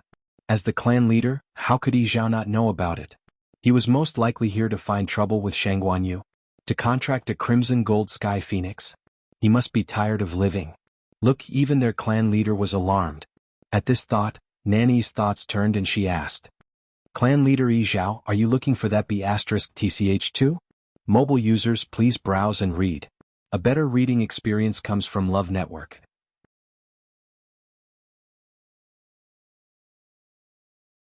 Chapter 17:10. As soon as she said that, Elder Yu's eyes turned cold. This young lady looked weak, but he didn't expect her to be so rude. She actually called Shangguan Yu a B*TC directly? Just as he was about to reprimand him, Yi Zhao suddenly glanced at him without batting an eyelid and stopped him. Elder Yu choked and his Adam's apple bobbed a few times. In the end he swallowed his words. The undercurrent between the two of them was very subtle and Nanyi didn't notice it. However, Nan Yifan saw all of this. He couldn't understand Yi Zhao and Nan Yifan's expressions, but when he thought of their previous reactions, he couldn't help but feel a little uneasy. Weren't they here to look for their clansmen? Why did they suddenly say that they were looking for Shangguan Yu now? He didn't know what Shangguan Yu's relationship with them, but it was a little rash for Nanny to speak like this. Yi. He slightly emphasized his tone, hinting at a reminder. Nanny glanced at him but didn't take his warning to heart. It seemed that father still didn't know that Shangguan Yu had contracted a Crimson Gold Sky Phoenix, right? "Father, don't worry. I know what I'm doing." She carelessly gave him a word of advice before turning her head away. Nan Yifan wanted to say something, but seeing the subtle atmosphere, he shut his mouth in the end. Yi Zhao looked at Nanny from head to toe. His gaze was substantial and carried a heavy pressure. Nanny couldn't help but feel timid. Just when she almost couldn't take it anymore, Yi Zhao finally retracted his gaze. Only then did Nanny feel relieved. That's right. Yi Zhao was still expressionless and unfathomable. I'm indeed looking for her. Hearing his affirmative answer, Nanny was even more convinced of her previous guess. He must have found out about that contracted fiend, so he came all the way here. For a moment, Nanny felt smug and regretful. She was smug because after offending the Crimson Gold Sky Phoenix clan, Shangguan Yu was definitely doomed. Unfortunately, she seemed to still be trapped in that black wall until now, and no one knew if she was dead or alive. If Xuanhuan was already dead inside, wouldn't she not be able to see her being tortured? She felt that it was a pity. She sighed and said, "I'm afraid I'll have to disappoint you. The only thing I can be sure of now is that she's still there. But I don't know if she's alive or dead or if she can come out in the end." Yi Zhao furrowed his brows quickly. Actually, this result was within his expectations. Previously you said that everything was Xuanhuan Yu's fault? What's going on? Tell me in detail. Yi Zhao's tone was calm and indifferent, yet it was noble and arrogant, and it caused others to unconsciously feel reverence and submission. Nanny loosened and tightened her grip. This matter we have to start from a few days ago. After that, Nanny told him everything that had happened over the past few days. Of course, she ignored the few times she provoked them and took the initiative to find trouble with them. She emphasized how Xuanhuan Yu was rude and attacked them forcefully. The most important thing was that Xuanhuan Yu tried to kill her, but in the end, everyone was swallowed by the black wall. According to her, everything seemed to be caused by Xuanhuan Yu. From the beginning to the end, she didn't even mention Rongxiu's name. When outsiders heard this, they would naturally think that Xuanhuan Yu was an arrogant, domineering, unreasonable, selfish and ruthless person. She was also the one who put everyone in a life-and-death situation. Elder Yu couldn't continue listening after hearing a few sentences. It wasn't like he hadn't interacted with that girl before. Nanny's words were obviously not trustworthy. He didn't know how Xuanhuan Yu had offended her. She was actually trying so hard to smear their name. It was as if she couldn't wait to kill them forever. Could it be that it was just because they were all swallowed by the black wall? That's it. After Nanny finished speaking, she glanced at Yi Zhao carefully. Unfortunately, Yi Zhao's expression didn't change. Nanny couldn't guess what he was thinking at this time. On the other hand, Nan Yifan and the others were shocked by her words. You're saying that Xuanhuan Yu contracted a crimson gold heavenly phoenix?" Nanny nodded. "I don't know what method Xuanhuan Yu used. And that crimson gold heavenly phoenix is very obedient to her." Nan Yifan frowned. "Since it's a contracted divine beast, it's normal. No wonder Nanny dared to say so earlier. There was such a shocking secret behind it. The crimson gold heavenly phoenix was an ancient divine beast and had always been extremely arrogant. They didn't even bother to interact with humans, let alone contract. This was undoubtedly a stain on their entire race. It was no wonder that Yi Zhao would take action personally. He was so nervous previously because he was looking for the contracted crimson gold heavenly phoenix. But Nanny suddenly thought of something and spoke hesitantly. "There seems to be something wrong with that crimson gold heavenly phoenix. She can already transform into a human form, but she looks only 3 or 4 years old." Oh. Nan Yifan couldn't help but be shocked. The Crimson Gold Sky Phoenix clan could only transform into a human form after reaching adulthood, right? How could such a situation happen? In that case, that Xuanhuan Yu did use some special method? He was puzzled and looked at Yi Zhao and Elder Yu inquisitively. Unfortunately, the other party was more thoughtful and unpredictable than him. Nan Yifan couldn't tell what they were thinking at this time. "How did you come out?" Yi Zhao suddenly asked. Nanny had already thought of an answer, but there was still some panic and fear on her face. "At that time I was walking inside when I suddenly felt the surrounding space start to squeeze crazily. After some time a strong force came. When I opened my eyes again I found that I was already out." In other words, she didn't know what was going on either. "Yourself?" Elder Yu, who had been silent all this time, spoke. Nanny hesitated for a moment. "Yes." Elder Yu smiled meaningfully. "That second Miss Nan is really amazing. She can actually walk around freely in there with the strength of a transcendent god? As far as I know, it seems to be quite dangerous inside, right? If second Miss Nan encountered that situation, then the others should be the same. But now, only second Miss Nan came out alone. She's really amazing." Nanny suddenly felt that something was wrong, but she couldn't tell exactly what was wrong. She could only smile awkwardly. "Actually, I was just a little lucky, Buzz." A roar came from the black wall again. Everyone looked up and saw another figure falling out of the hole. Nanny's heart instantly jumped to her throat.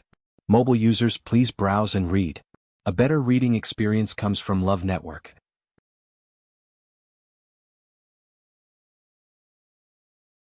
Chapter 17:11. That person looked up. A face full of bloodstains entered everyone's eyes. However, Nanny's heart instantly calmed down. "Yuxing." Nan Yifan was the first to react. He shouted and immediately rushed over to help him up. Not only was Nan Yuxing's face covered in blood, but his clothes were also soaked in blood. His eyes were tightly shut and his breathing was weak. It was obvious that he had fainted. The thick smell of blood covered the sky and shrouded the earth. Nan Yifan was extremely anxious. Yuxing, wake up. Nan Yuxing's eyelids seemed to move, but he still couldn't open his eyes. Nan Yi and the two elders also rushed over at this time. Patriarch, please allow me to take eldest young master's pulse first. One of the elders said respectfully. Nan Yifan woke up and hurriedly stepped aside. Yes. Jianghu, you do it. Elder Jianghu stepped forward and placed his fingers on Nan Yuxing's wrist. After a moment his expression suddenly changed. A strong sense of uneasiness surged in Nan Yifan's heart. Jianghu, how is it? Elder Jianghu seemed to be in disbelief as he took the pulse again. However, the result was the same this time. He was silent for a while before he retracted his hand. He sighed and cupped his hands at Nan Yifan. Patriarch, eldest young master's pearl of essence has shattered. What? Nan Yifan's mind went blank and his figure suddenly staggered. Father. Nan Yi hurriedly went forward to support him and couldn't help but look at Elder Jianghu. Eldest brother is extremely powerful. How could his pearl of essence have shattered? Elder Jianghu, are you sure you're not mistaken? Elder Jianghu said helplessly. If Patriarch and Second Miss don't believe me, you can check it yourself. Jianghu didn't dare to say such things. Everyone knew that Nan Yuxing was the next patriarch of the Nan family. The shattering of his pearl of essence meant that he would be a cripple from now on. Then he would definitely not be able to become the patriarch in this life. If he hadn't confirmed it repeatedly, Elder Jianghu wouldn't have dared to say this. Nan Yi was speechless. Her chest seemed to be blocked by something and she felt suffocated. She turned her neck stiffly and looked at Nan Yuxing. At this moment Nan Yuxing finally woke up. Big brother? Nan Yi pounced over. Nan Yuxing's vision was still blurry, but he no longer cared. He ignored Nan Yi and looked at Elder Jianghu with a dazed expression as he asked, What's wrong? What you said just now, is it true? In fact, he had been awake for a long time, but he couldn't open his eyes. However, he could hear everything around him clearly. Naturally, Elder Jianghu's words were included as well. Elder Jianghu looked away and sighed. Whether it's true or not, eldest young master, shouldn't you know best? That was his core of essence. It was the source of his cultivation. Now that his origin core had shattered, all of the origin power in his body was rapidly escaping out of his body. How could he not feel it? Nan Yuxing's face was expressionless. After a long while, the corners of his mouth twitched with difficulty. That's true. In fact, he had felt it long ago, but he still didn't dare to believe it. From the moment he was born, he was a proud son of heaven. Who would have thought that one day his core of essence would shatter and he would become a cripple? To him, Nan Yifan and Nan Yi who were present, this was undoubtedly a bolt from the blue. Big brother? Nan Yi hugged him and cried. However, Nan Yuxing didn't have any reaction. He stared blankly at the void for a long time before he closed his eyes. He originally thought that he would die in there, but who knew that coming out would be even worse than death. Nan Yifan clenched his fists so tightly that his knuckles turned white and the veins on his forehead bulged. Jianghu, help him deal with his injuries first. Nan Yifan looked calm and composed, but his voice was already hoarse. He had high hopes for Nan Yuxing, and this was undoubtedly a wake-up call. However, he definitely couldn't break down in front of so many people. He couldn't even show too much abnormality. Elder Jianghu responded and began to treat Nan Yuxing's injuries. His condition was much more serious than Nan Yi's. In addition to external injuries, internal injuries were even more difficult to treat. His core of essence had shattered. It was really fortunate that he was able to survive. Of course, Nan Yuxing obviously didn't want this fortune himself. He closed his eyes and his face was ashen. It was obvious that he no longer had any motivation to live. Elder Jianghu was a little anxious and whispered to Nan Yi. Second Miss, eldest young master has no intention of living. I'm afraid it won't be good if this continues. Nan Yi wiped away her tears. Actually, if she was Big Brother, she probably didn't want to live anymore. But she couldn't just watch Big Brother die like this. She took a deep breath and leaned closer. Big Brother, we haven't taken revenge yet. You must persevere. Don't you want to see what will happen to that B*TCH who reduced us to such a state? Nan Yi gritted her teeth as she said these words. Every word carried a deep hatred and resentment that couldn't be dispelled. She blamed all of this on that one person. At the same time, she pointed all the spearheads at that person. Finally, those words managed to move Nan Yuxing. With great difficulty, he slowly opened his eyes. His originally lifeless and despairing eyes were gradually filled with deep hatred. That's right. All of this was that Xuanhuan Yu's fault. If it wasn't for her, they wouldn't have been involved in that, and he wouldn't have become like this. His entire life had been ruined by the other party. Where is she? Nan Yuxing gritted his teeth and spat out a few words. It was as if as long as Chu Liwei appeared in front of him now, he would immediately suck her blood and eat her flesh. Nan Yi cooperated with Elder Jean He to treat his injuries while comforting him. Big brother, she hasn't come out yet. But since we've all come out, she will definitely come out too. When the time comes, we'll settle this score with her properly. Nan Yuxing held his breath. You're right, he had to live. He had to watch them suffer with his own eyes. With the support of this thought, Nan Yuxing actually managed to endure it. Everyone fell silent and began to wait. Who else would come out next? Elder Yu glanced at Nan Yuxing with a serious expression. He wasn't worried about Nan Yuxing, but, judging from Nan Yuxing's injuries, the situation inside was probably not optimistic. Moreover, 2 people from the Nan family had already come out, but Dumpling and the rest were still nowhere to be seen. He looked at Yi Zhao and realized that Yi Zhao was staring at the black wall with a strange expression. He was about to ask something when he suddenly heard Yi Zhao shout. Step back. Mobile users, please browse for a better reading experience from Love Network.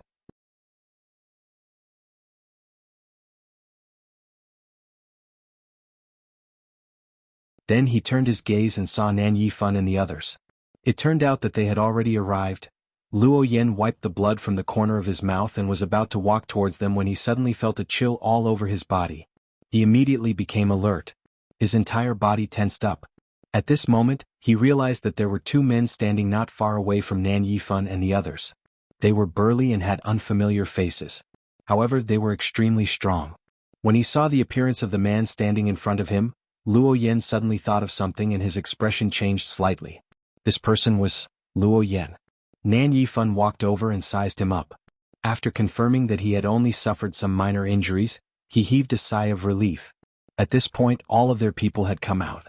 Other than Elder Bai Tong, Elder Wu Peng and Nan Yuxing were both seriously injured.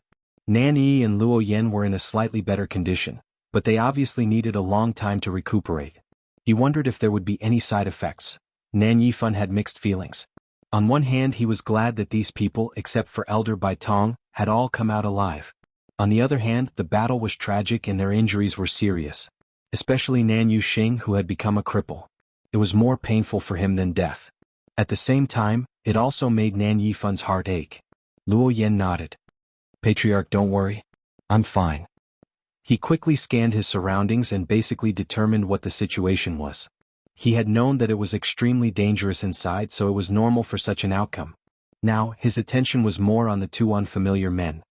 Those 2 are... Nan Yifan came back to his senses and said, Oh, I almost forgot to introduce them to you. These 2 are Patriarch Yi Zhao and Elder Yi Yu of the Crimson Gold Sky Phoenix clan. Luo Yan was shocked. He had already guessed that these 2 might be important figures in the Crimson Gold Sky Phoenix clan, but he didn't expect that Yi Zhao, the Patriarch, would also come. Suddenly, he thought of something. Perhaps they came for the contracted Crimson Gold Sky Phoenix in Xuanhuan Yu? Luo Yan suppressed the many thoughts in his heart and bowed politely. Yi Zhao frowned slightly. These people had all come out, but why wasn't there any movement from Dumpling and the rest? Seeing that Yi Zhao didn't pay much attention to him, Luo Yan wasn't angry. The other party was famous for his arrogance, so it was normal for him to have such an attitude. Besides, from the looks of it, he should still be waiting for the Crimson Gold Sky Phoenix to come out, right? In fact, everyone present had such doubts in their hearts. Since both sides went in together, why was it that only Nan Yi and the rest came out but the other party didn't come out at all? This made people think more about it. Nan Yifan thought for a moment and said, do you think Xuanhuan Yu and the rest will still come out? He hated the other party to the bone and couldn't wait to end their lives with his own hands. Nan Yi paused and sneered. Who knows? Maybe they've already died in there. Chi. 2 figures appeared almost at the same time. Nan Yi looked over and her heart sank. These 2 people were actually Nan Suhuai and Chuning. What was even more shocking was that other than a few sporadic wounds on their bodies, they were actually fine. from their expressions and state, it was obvious that they weren't injured much. Nan Yifan originally wanted to surround them immediately, but after seeing Nan Suhuai, he was stunned. Why was the dean of Lingxiao College here? At the same time, Nan Suhuai also noticed the strange atmosphere around him and looked over. Nan Yifan? He had actually brought people over? No, the point was that Nan Yi and the rest seemed to have come out before them. Looking around, Nan Suhuai didn't see the person he wanted to see and couldn't help but feel disappointed and worried. Suddenly his expression changed. Clan leader Yi Zhao? Why are you here? Mobile users, please browse for a better reading experience from Love Network.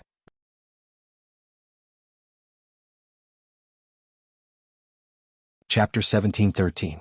Nan Yi suddenly snorted. He actually had the cheek to ask this question? President Nan, don't you know what your precious disciple has done? She must be tired of living to contract a crimson gold heavenly phoenix. Nan Suhuai was stunned. He guessed what Nan Yi was referring to, but wasn't this matter already resolved before? Rong Xiu had clearly sent a letter saying that you had brought Dumpling out of Phoenix God Mountain safely. He had always thought that this matter had been satisfactorily resolved. Could it be that he had guessed wrongly? Yi Zhao said lightly. I'm indeed here to look for Xuanhuan and Dumpling. Nan Suhuai's heart sank. What exactly was going on? If they didn't reach a satisfactory conclusion, Yi Zhao would never let them go and even allowed them to leave with Dumpling. Why did he suddenly? Nan Suhuai took a closer look at him. Yi Zhao's expression was calm and nothing could be seen. For a moment he was a little nervous. If Yi Zhao was really here to cause trouble for them, then, Elder Yu's gaze landed on Chuning and he was a little surprised. Nan Suhuai frowned. Elder Yu's lips curled into a smile before he shifted his gaze away. This man must be the person Xuanhuan Yu was looking for in the god-slaying tomb this time. According to what Nan Yi said, Xuanhuan Yu called him daddy, so they must be father and daughter. He was just a stage 1 warrior, but he had a god realm. If he guessed correctly, he most likely had an indestructible divine body. Xuanhuan Yu was already surprising enough, but he didn't expect her father to be just as extraordinary. This family was really... Nan Suhuai heaved a sigh of relief when he saw that Elder Yu had no intention of causing trouble for them. He turned to look at Chuning, only to find that the latter looked calm as if she didn't take this matter to heart. Nan Suhuai couldn't help but lean closer and ask in a low voice. Chuning, are you really not worried at all? Chuning was stunned. Worried? What are you worried about? Nan Suhuai choked and shifted his gaze away. Those two are the clan leader and the 5th elder of the Crimson Gold Sky Phoenix clan. Chuning nodded. I know. And then? Then? What was the point of asking then? Nan Suhuai almost couldn't breathe. Did Chuning not know how big of a trouble it was for Yu to contract a Crimson Gold Heavenly Phoenix in private? Dumpling. Chuning blinked. Looking at Nan Suhuai's nervous expression, she suddenly understood something. Nan, do you still not know? Boom. Before he could finish speaking, the sound of an intense collision of energy suddenly rang out. Everyone turned around and saw two figures, one in front and one behind, rushing out from the black wall. However, the person in front of him was illusory and translucent. It was actually just a soul. The person behind him was tall and sturdy. His face was piercingly cold, and his soul conduit realm battle intent surged. It was Xuanhuan Jing. From the looks of it, the two of them seemed to be fighting. Moreover, it was obvious that Xuanhuan Jing had the upper hand. That soul's aura was chaotic, and it was obvious that he couldn't hold on much longer. This scene shocked everyone present. Why did another soul suddenly appear? Senior? Nanny's eyes widened and she couldn't help but blurt out. Nan Yifan immediately looked at her.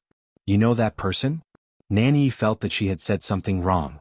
At first, she thought that she was the only one who came out, so she skipped to the part where she met Yu Hongshan, who knew that the two of them were actually still alive, and they were fighting from inside to outside. At this moment, Yu Hongshan, who was in a sorry state, also saw Nanny. Help me. He didn't even think about it before he shouted in a deep voice. Xuanhuan Jing was indeed powerful. Even though he had been cultivating hard for the past 1,000 years, he was still slightly inferior when it came to fighting. If this continued, he would definitely die in Xuanhuan Jing's hands today. Nanny gritted her teeth. Father, this senior helped me before. Let's help him now? It would be great if they could get rid of Xuanhuan Jing at the same time. When Nan Yifan heard this, he nodded without any hesitation. However, he had just taken a step when a figure suddenly appeared in front of him. It was Nan Suhuai. He said with a faint smile. Master Nan, are you going to attack Senior Xuanhuan Jing? Nan Yifan sneered. What? Is Dean Nan planning to stop me? Senior Xuanhuan Jing is Yu Er's ancestor and is also a distinguished guest of our Lingxiao College. If he's in danger, there's no reason for us to sit back and do nothing. Although Nan Suhuai was smiling, his eyes were very determined. Nan Yifan slowly clenched his fists. Dean Nan, are you really going to go against us for Xuanhuan Jing? Nan Suhuai shrugged with a smile. Didn't your people already do that previously? Don't you think it's ridiculous to ask me this question now? His gaze landed on Nanny meaningfully. If it weren't for your daughter provoking us time and time again and finding trouble with us, things wouldn't have developed to this extent. We haven't gone to find trouble with you yet, but you're planning to make a move on us first? Xuanhuan Jing was Yuer's Taizu, so they naturally had to protect him. Nan Yifan sneered when he heard this. It's clearly Xuanhuan Yu's fault, but now Dean Nan wants to falsely accuse her? You want to push all the blame onto my daughter? Nan Suhuai raised his eyebrows. He already knew how Nanny explained to these people after she came out. Oh. Nan Suhuai asked with interest. Nanny said that it's all Yuer's fault? She didn't need to say it. Anyone with a discerning eye can tell what's going on. There seemed to be magma surging wildly in Nan Yifan's chest, as if it would rush out in the next moment. Nan Yuxing was crippled, Elder Bai Tong was dead, and Nan Yi and Elder Wu Peng were seriously injured. This time they could be said to have suffered heavy losses. Nan Yifan had a belly full of anger and didn't know where to vent it. But Nan Suhuai seemed indifferent to his agitated emotions. He smiled. Of course, Nan Yi would gloss over everything and describe everything in a way that was beneficial to her. And Nan Yifan doted on her so much, so he naturally believed her without a doubt. If there was no solid evidence, it was useless no matter how much others said. Seeing that Nan Suhuai didn't speak, Nan Yifan thought that he was guilty and sneered. Why, Dean Nan doesn't intend to continue. If you really have the confidence, why don't you confront me on the spot? Nan Suhuai narrowed his eyes slightly.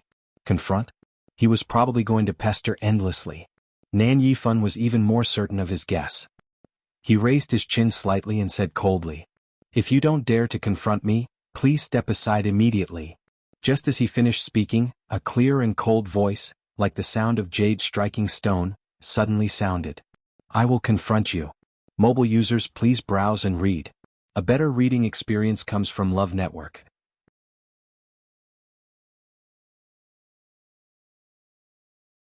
Chapter 17:14. The voice was cold and calm, but it also carried a powerful pressure that made people dare not defy it. Everyone present could not help but look in the direction of the voice. On the black wall, the power around the huge totem suddenly surged. The void rippled with it. Then a tall and slender figure walked out from it. The person who came was handsome and elegant. He was dressed in a snow-white robe and he looked elegant. In an instant, everything in the surroundings seemed to dim in color.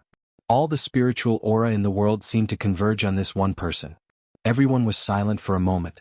The man raised his eyes slightly, and a pair of eyes that were as deep as the sea quietly looked at the crowd. It was a very light look, but it was so dense that no one dared to look at it directly. When he first appeared, everyone thought he was like an immortal. But when they saw this pair of eyes, they were shocked to realize it was an illusion. Everything that happened before was just an illusion. This was not an immortal who flew down from the 9 mysterious heavens, but a devil who stepped on fire from hell. However, such a feeling was fleeting. Rong Xiu's eyes moved slightly, and that thick layer of bloody killing intent quietly dissipated. When they looked at him again, that pair of phoenix eyes had returned to their usual gentle, elegant, indifferent and distant look.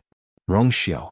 Seeing the person who came, Nan Suhuai and Chu Ning were the first to react, and they both looked happy. Previously they were still worried that he would not be able to come out safely. Now that they saw that he was safe and sound, and even his clothes were as spotless as usual, they immediately relaxed. He nodded slightly at Nan Suhuai and Chu Ning, indicating that he was fine. Then he raised his eyes slightly and looked at Xuanhuan Jing and Yu Hongshan. Since he came out, the two of them had temporarily stopped fighting. Sensing Rong Xiu's cold gaze on him, Yu Hongshan's heart skipped a beat. Danger. Even Xuanhuan Jing did not cause such a strong sense of danger to him.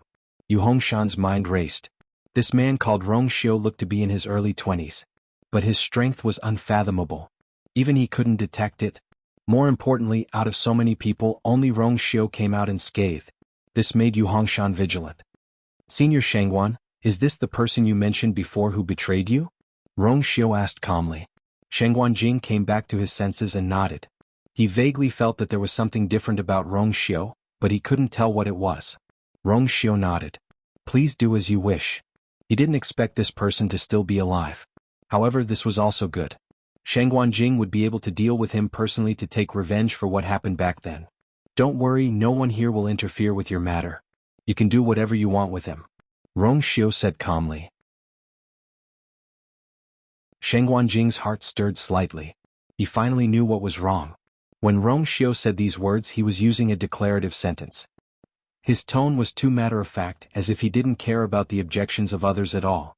To put it bluntly, Rongxiu's words were actually for everyone present to hear.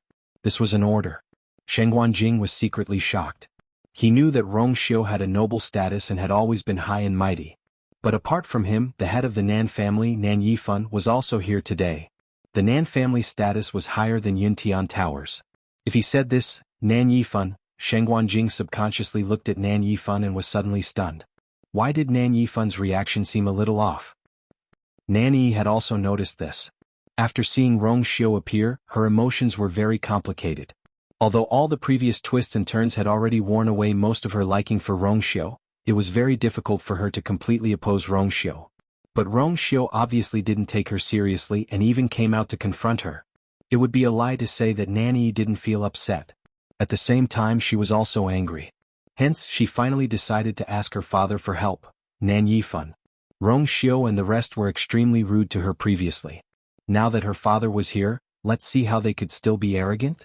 However, Nan Yifan didn't respond even after Nan Yi shouted twice. Father? Father? She frowned strangely and tugged at Nan Yifan's sleeve. Only then did Nan Yifan come back to his senses and look at her with a stiff expression. What's wrong? Nan Yi frowned even more. What's wrong? Wasn't the situation already right in front of her? Father, are you all right? Nan Yi asked nervously. He had always been high-spirited and she rarely saw him with such an expression. Why didn't you mention it before? Nan Yifan didn't finish speaking, but Nan Yi already understood. Was he talking about Rongxiu? Nan Yi was about to defend herself when she suddenly remembered what Rongxiu had said previously. Wait a minute. From the looks of it, her father and Rongxiu really knew each other. Patriarch Nan, long time no see. Rongxiu looked at Nan Yifan and said indifferently. Nan Yifan's expression instantly became subtle. His jaw tightened and he squeezed out an extremely stiff smile. A long time no see. Successor. As soon as these words were spoken, the atmosphere in the field instantly became even more strange. Almost everyone looked at Nan Yifan with a strange look in their eyes. Especially the people from the Nan family. When they heard Nan Yifan call out the words, successor, so politely, it was as if they had seen a ghost. He was the patriarch of the Nan family. Whether it was status, experience or strength, he was much higher than Rongxiu. Why did it seem like he was the one who was more nervous and perturbed now? Nan Yi widened her eyes. Father?